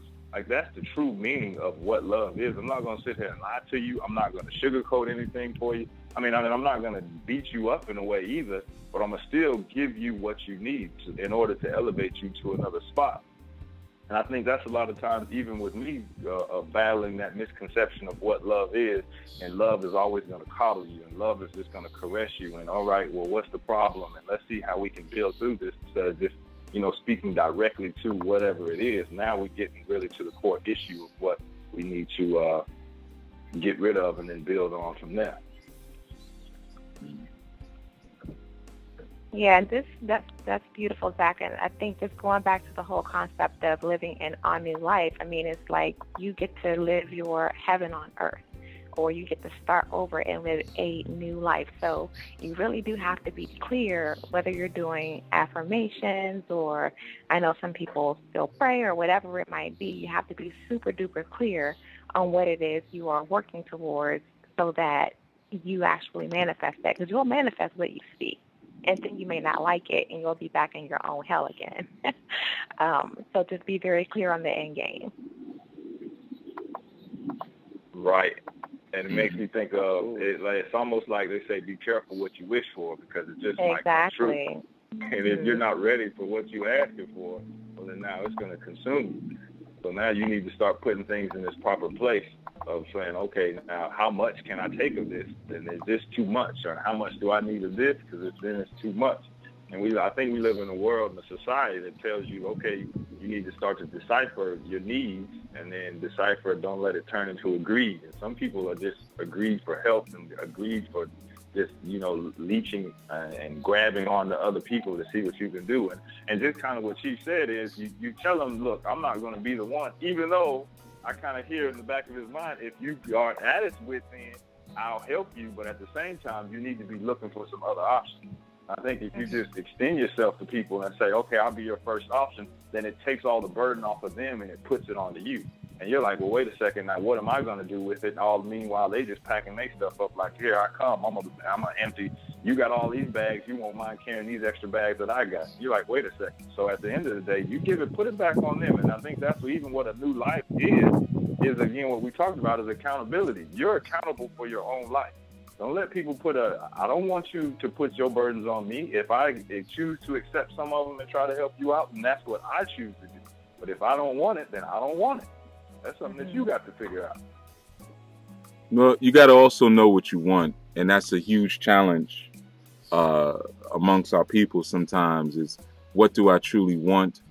The question of life purpose is a very baffling question for many people of all ages. You know, what were you sent here to do? why did you come here? You know, what is the meaning of your life rationing? You know, and that becomes difficult. And sometimes you got to make some really hard decisions. Like the sister said, she's my mother. So because of the acceptance of that contract, of that maternal contract, she immediately feels like she's supposed to do something. She has to do something, but that contract comes with terms. And, you know, as an Anu person or person studying this system or studying this way of being, I can tell you that one of the contracts that you may have to make is with the entire world. Like what your relationship with the world is going to be. So that may mean that you're not the one to be relied upon. You know, I can tell you now for mundane things, I'm not really interested. You know, I have sometimes situations. Matter of fact, today there's a graduation barbecue I was invited to, and I went to the graduation. So I said, that's it. I said, first of all, when I was there, it was a very, very close relative. I said, you know, this doesn't mean a damn thing to me, this corny ass graduation. I said, I want you to know that. You know, and it was a girl, and she was like, I know how you are, you know. And I said, the only reason I'm at this mother effort is because I had to give somebody a ride up here, you know, and I promised I would give them a ride, but I could care less about, and this was a graduation from law school. So I said, I could care less how these suckers reward you, because they don't define you. I define you. I'm your family. I love you. You know, so if I'm telling you you screwing up, you screwing up. If I'm telling you you're doing right, you're doing right. Because I love you and I respect you. Now, a lot of people in the conscious community may say, yeah, but my family isn't conscious, and they say I'm not doing right. Yeah, but they don't love you. Now that may be a hard one for you to fathom, but you know, if you're raising your consciousness and you're elevating your vibration and your perspective, and your family turns their back and they don't love you, you know, and that contract of, well, he's my brother, or he's my sister, or she's my daughter, or he's my son, that contract doesn't come with the terms of love as far as they're concerned. You know, so like I said to her, and I've said before, whomever you allow to reward or punish you is whom you allow to define you. You know, so these little graduations, these people can't define you as anything because they don't know you. You know, so their rewards mean nothing. In the same instance, their punishments mean nothing. You know, so sometimes you're going to have to make even those hard set contracts. So like I said, I'm here because I had to give somebody a ride. I said, now what you do after this graduation means something to me. If you take this corny little degree, you go past the bar, and you become a sucker like all the other suckers in a world of lollipops, it's hard to remain sucker free. But, you know, if you become a sucker, then I'm disappointed. I'm really disappointed. If you decide to take this and become the master, then I'm proud, and then we can celebrate. You know, so you have to even define amongst your people and your family what it is that you celebrate from what you don't celebrate, what's important from what's important. Someone saying to me, well, I'm your mother, I'm your brother, I'm your sister, that doesn't mean anything to me. I don't care nothing about that. You know, we're the same brother or sister. We just came out of the same bush. No big deal. I don't care. As you know, so what? Wow. You know, well, that's like somebody who was with my mother before my father. And, you know, he might have been like, well, look, man, I hit that before your father hit it. So come bail me out of jail. So I came out of the bush. You went into the bush. Now we supposed to have some special type of relationship? Nah, player. You know, so it really causes you to look at some of the contracts. And I know if people say, isn't he a priest? Somebody said that to me recently. But you're a priest. Yeah, I am. A good one, too.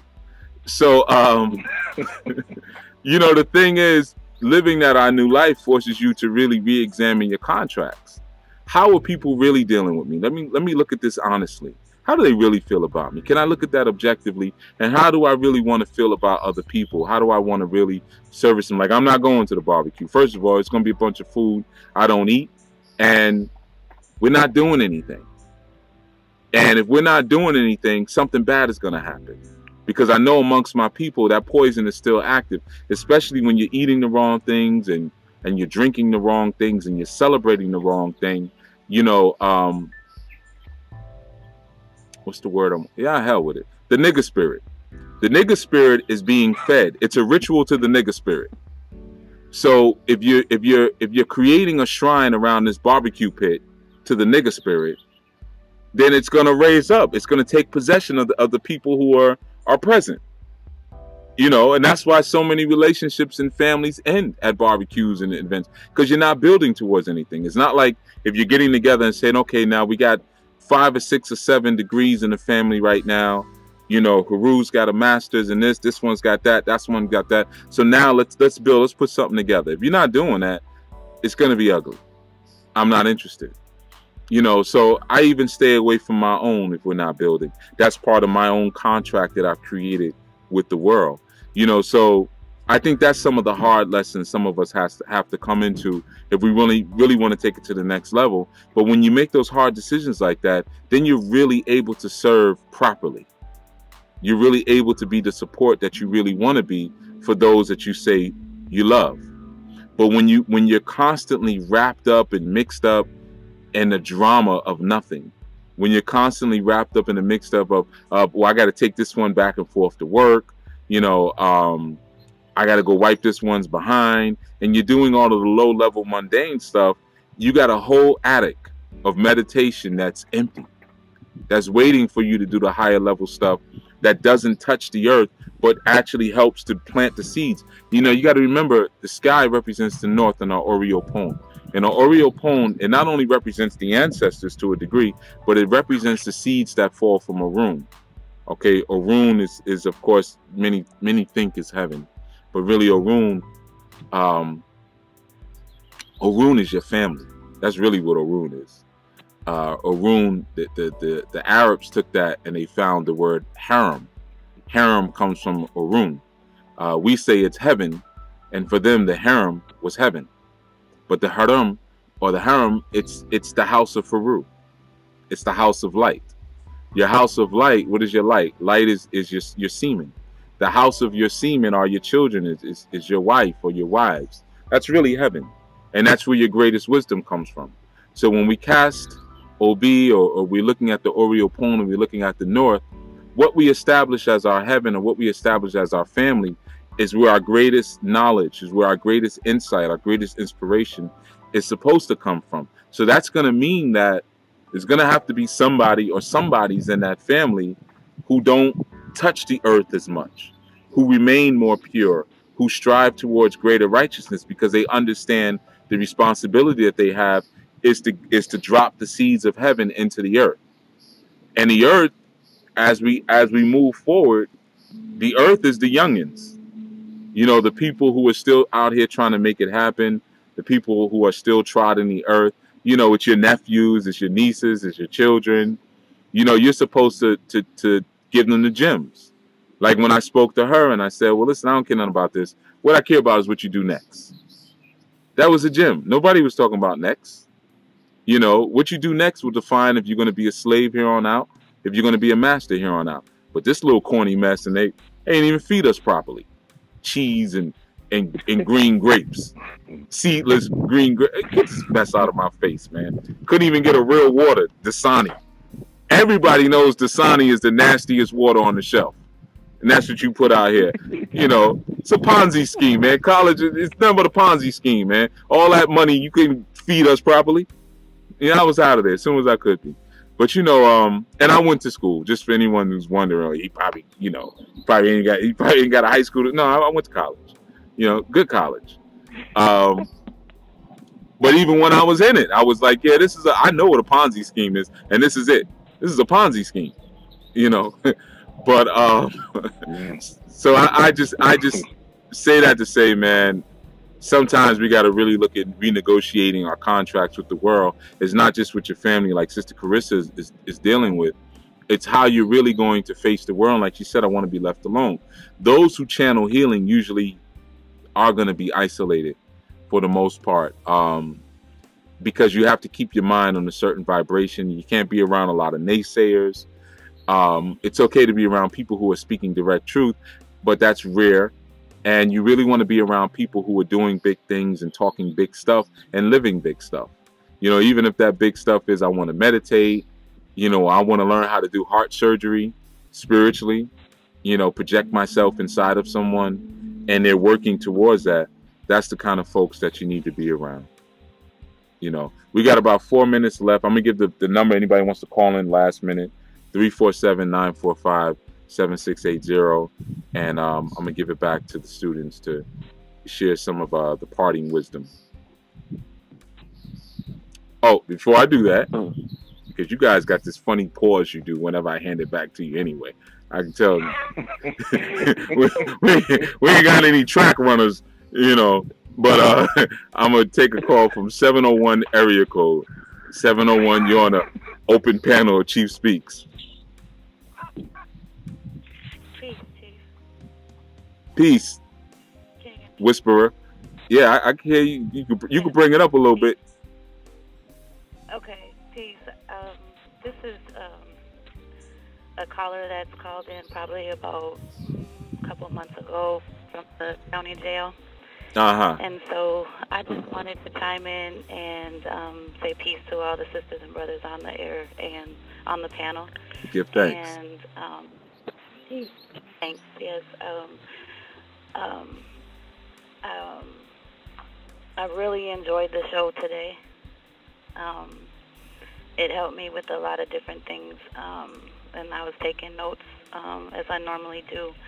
I'm not always able to listen in, but today I was able to come in 3 different times because their phone calls only give me 40 minutes at a time, so I did 3 times call in to be able to listen to the entire show. And mostly I call in because I've had a lot of the first time I called in, I asked Sister Kim, or I talked with Sister Kim and the brothers on the air too, and they asked me if I wanted to say, like, calling in to get some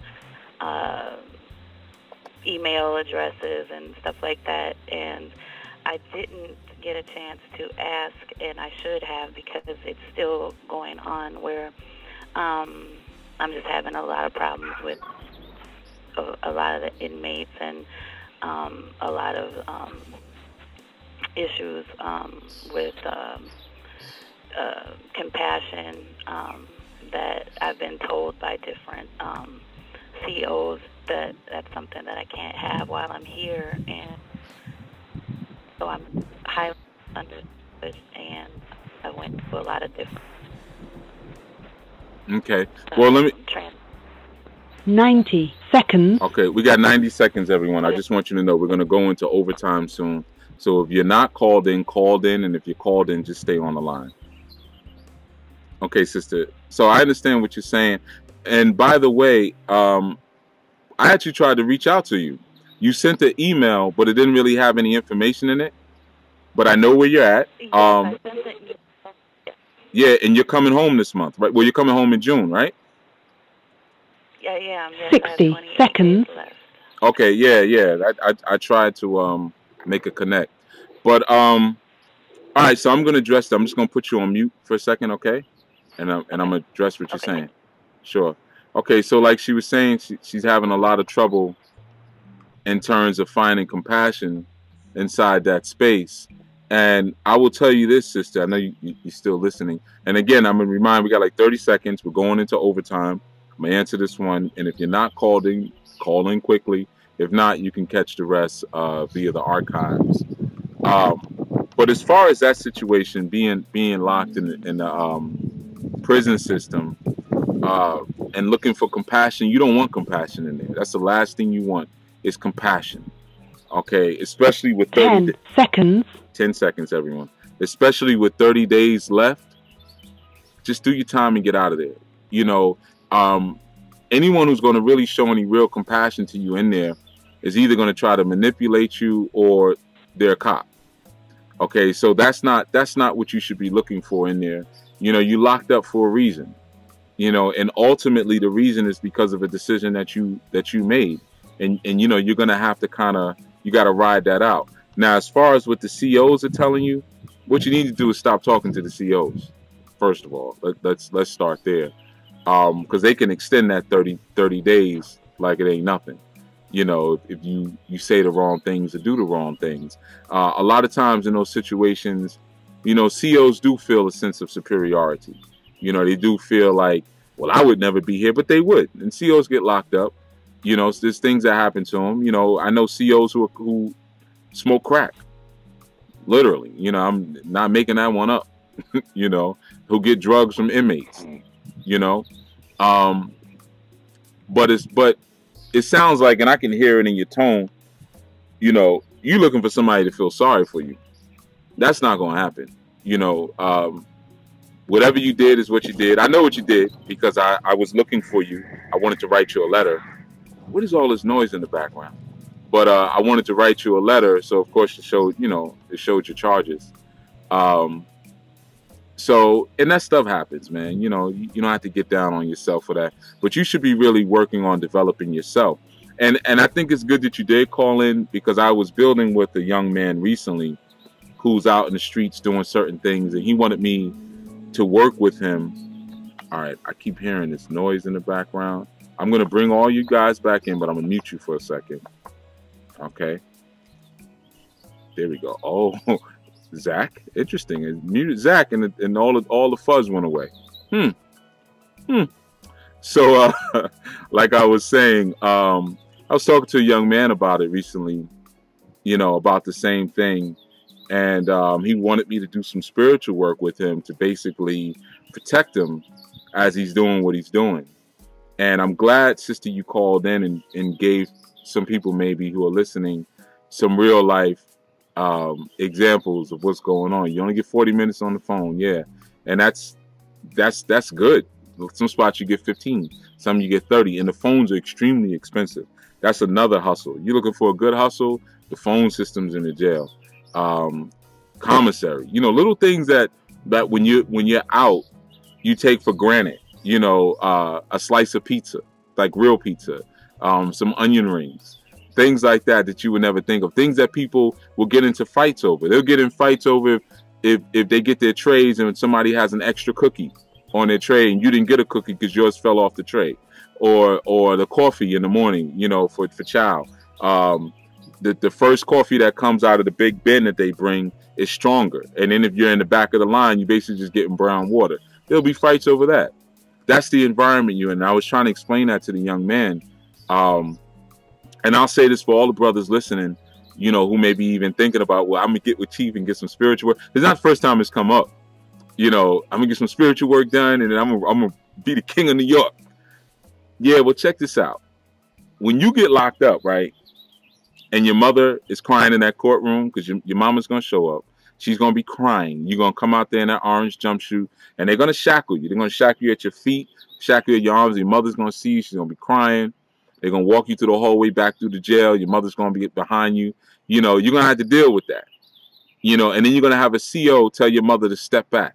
Move back, ma'am. No, move back. Talking to your mother like that. And then when your mother comes to visit you in jail, you know they're going to pat her down. Imagine that. To come see you, someone is going to pat your mother down. And depending on where you're at, they're going to strip you first before you can go out for your visitation.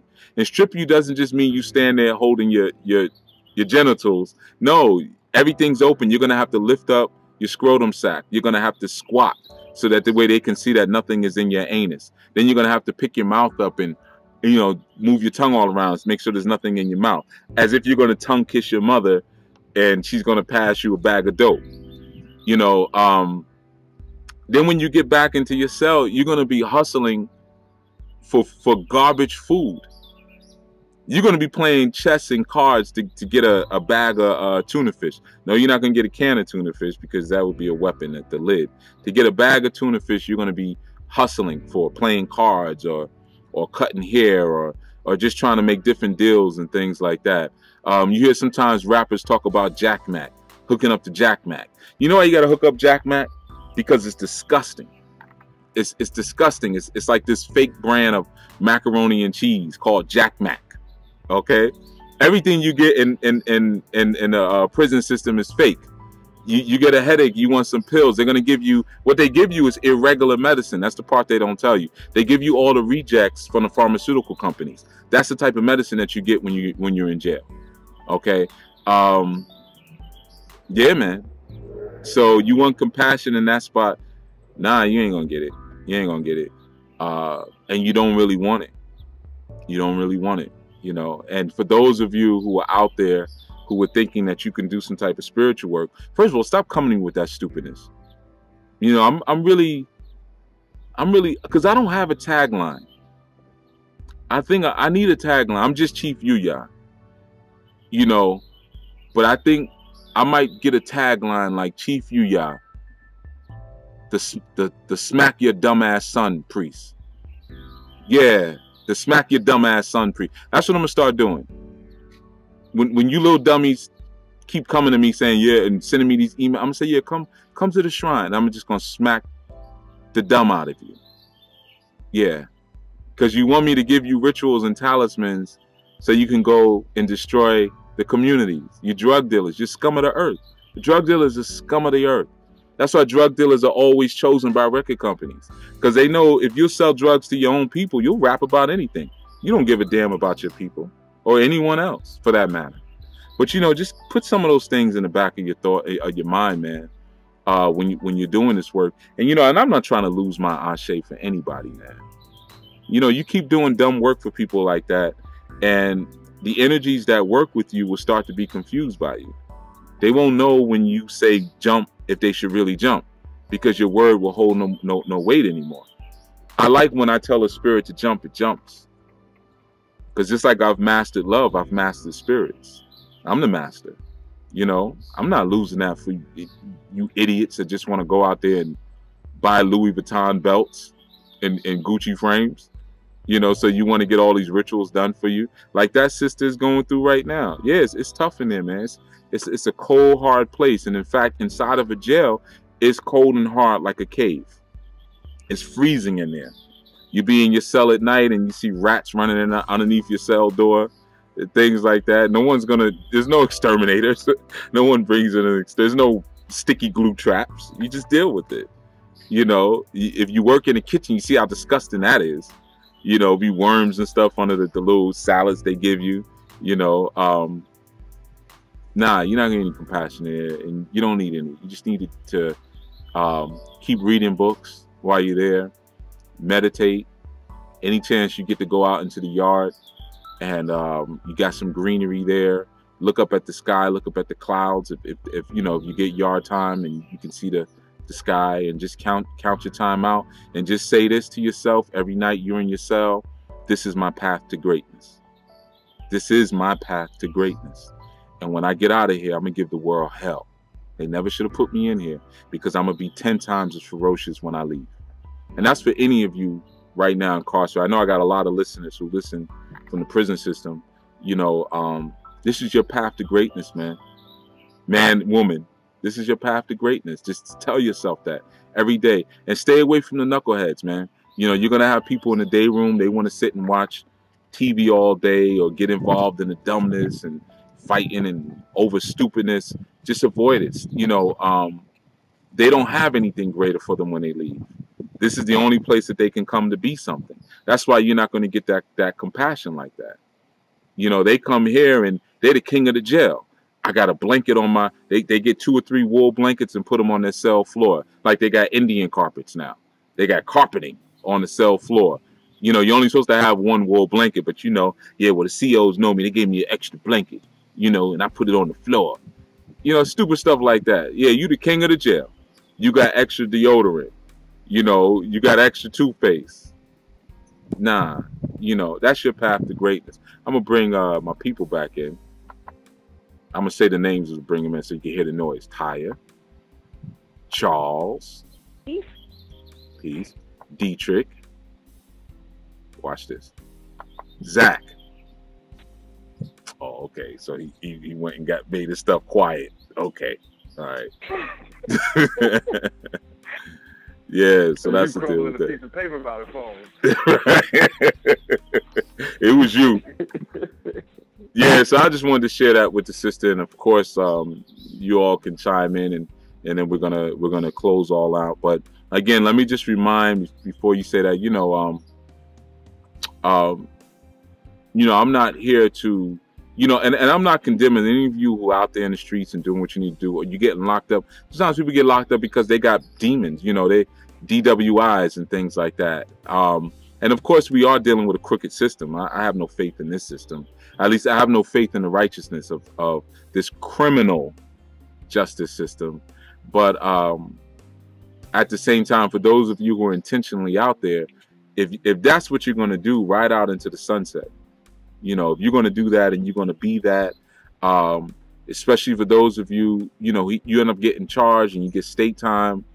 Don't start calling on your mother every 5 minutes to send you up books and to do special things for you and your family. Don't become a burden, because when you were out there doing what you were doing, no one could tell you anything. Now all of a sudden you want to start praying and you reading the Bible, or of course you on your dean now and you at Juma every Friday. It's easy to be on your dean when you ain't got to take care of yourself. It's easy to be on your dean then. It's easy to pray every night when you don't have to take care of yourself. So don't become a burden to those around you just because you got caught up. That's the price that comes along with it. It's just like right now I'm doing all this work. If a demon jumps on me that I can't get off, I'm not going to go to all my Christian friends and ask them to help me. This is what the life I chose to live. All right, so I'm going to bring you guys all back in. All right. So that... Let's slow pass off, boy. I think that was a perfect final call to take, because it kind of flows back into this being all about the journey, and if that is where your journey led you for that time frame, then you have to look at it and go, okay, I'm here now. What tools am I getting out of this, and how am I going to use that moving forward, as you said, to move me into my greatness? And I think that was the perfect final caller to take in. And I'm just going to remind everybody who's remaining on the call that orgy is going to be coming up. So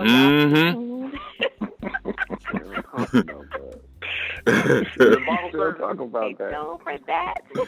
It's all about the squats. Get them legs strong. Get that core strength. Yeah, get that core strength strong.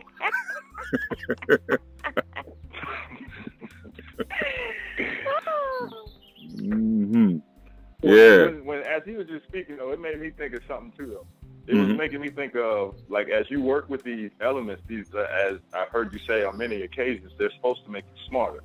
So as you start to really dive into the nature, you start dealing with natural law. And once you start to understand and go with natural law, then you understand that man's law is underneath that. And then you have to start to understand that this world is built on cause and effect. And you're either going to be the effect of somebody's cause, or you can start to master yourself, what anew is all about, and working with these natural elements and going with the ebb and flow of everything, and start to be the cause and not being the effect. Right. See, now that's not me. I hear that. Somebody but me. Who's going to speak up now? No, but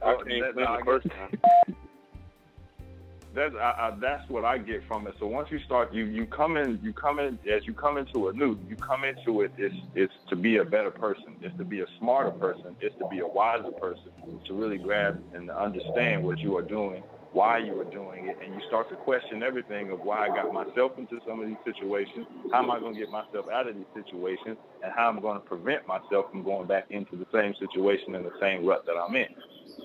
And if you're not, and again, it's all about the ascension and moving up. And I think sometimes, even when I'm sitting here just hearing Chief, it's hard for people to grab on to what he's saying, is because it's almost like we've been preconditioned, especially myself. It was hard at the beginning because it's almost like, what book are you coming out of?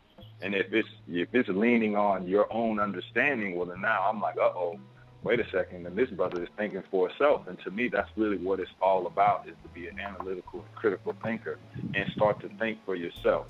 And don't let somebody start doing your thinking for you, because now if they're doing their thinking for you, that's a dangerous position to be in. Yeah, agreed, man. It just comes back to, what we've been talking about, accountability and really self-mastery. You know, you have to be accountable to yourself, and you're accountable to the world that you make for yourself, and ultimately, you know, it's your job to master that. You know, I remember I used to have friends when I was growing up who were 5%ers, and they like take everything and make an acronym out of it. And their acronym for Islam was I, Self, Lord, and Master. You know, and it was just a reminder that, you know, you are the God of your creation, and your creation is your life. So you have to take ownership for it. For all the good and all the bad, you know, you're at the core of that. And so if you're done as terrible, you know, it's because you're driving it that way. If it's wonderful, it's because you're driving it that way too. So, you know, taking that sense of responsibility for yourself is a key thing. Like I said, that's one of the things that I really appreciate about the Anu framework is that putting you at the center of your world and your creation. So, you know, that's where it is. And it's a continuous process, it's a continuous journey. It's not a destination. And like Zach was saying, we're all working towards, you know, that next level, you know, and continue to work towards that next level because it's not an end game. It's a constant elevation. For sure. Give thanks. Yeah, those were definitely some good closing points. I want to thank you all for listening. And I definitely want to thank Brother Zach for sharing Proverbs 3:5, trust in the Lord with all thine heart and lean not to thine own understanding. Yep, yeah, you caught it, right? I heard that too. I thought I was only okay. I knew somebody else was going to catch that. Yeah. Go on, Pastor. Preach, Pastor. If I just had a Sunday school in here. I did hear that. He up in here preaching. Don't try to browbeat us, preacher. Yeah, man. But you know, give thanks, man. That's right. Zach could get us back, man. Zach the jokester, so he ain't gonna let this ride. You know. And speaking of that, Zach is, you know, he's got a segment he's doing called Right and Exact that, you know, he's developing right now. So I just want to give everybody the heads up on that. Also, we have the Water Magic webinar coming up. You guys know as I never give the dates for the webinar because I never remember them. So I'll be like, yeah, coming up soon. But the Water Magic one is coming. It's going to be here. It's going to be here. You know, just sign up. But yeah, we're working on that one now. So yeah, the Water Magic one is coming up. And again, for anyone who's interested in contributing in any way to the work that we're doing, head over to anulifeglobal.org, which is ANULIFEGLOBAL.org. And, you know, there's a join link and you can fill out that form. I just want to also remind everyone too, man, everywhere you see something to fill out is not a place to give your life testimony. All right. That's been happening a lot. Like people have been putting their life testimonies in the comment section and the review section for the classes. They ain't even took the class and just typing, you know, read the stuff before you start typing. Like, what is it actually for? So, yeah, just a little heads up on that one, because sometimes this stuff is a little tough to sort through when you guys do that. But yeah, I just wanted to let you know, for anyone interested in being a part of this ministry and this work, go over there to anulifeglobal.org. If you want to take classes, saduluhouse.com, SADULUHOUSE.com. And yeah, and enlightenmentandtransformation.com is the site for the shows and stuff. And if, you want to join or get in the classes or contribute your talents, for any of the projects that we're doing, the listing on our New Life Global lets you guys know. There it is again. The listing on our New Life Global lets you guys know what it is that we're currently working on and we're designing. And those bimbays and things that I'm talking about, that's real. You guys think I'm joking, but that's real. And of course, it's those who don't understand. If you don't understand, get some understanding. Don't just condemn or say that ain't right. I know it's right, and I know it's not right. I've devoted my life to this for many, many, many, many years, and get some understanding and learn. Don't just assume that we all do things one way, because that's the information that's been granted to you in your circumference of wisdom. You know, there's a lot out here to learn and a lot out here to know. And especially when you speak about what we did in ancient times, for the most part, it's all hypothesis. You know, it's all perspective and opinion of what we think we did in ancient times. But when you draw that bucket out of the well, you're drawing that ancient version of yourself back out again. You know, and that helps you to understand what clan that you're actually a part of. And that's where the education comes in.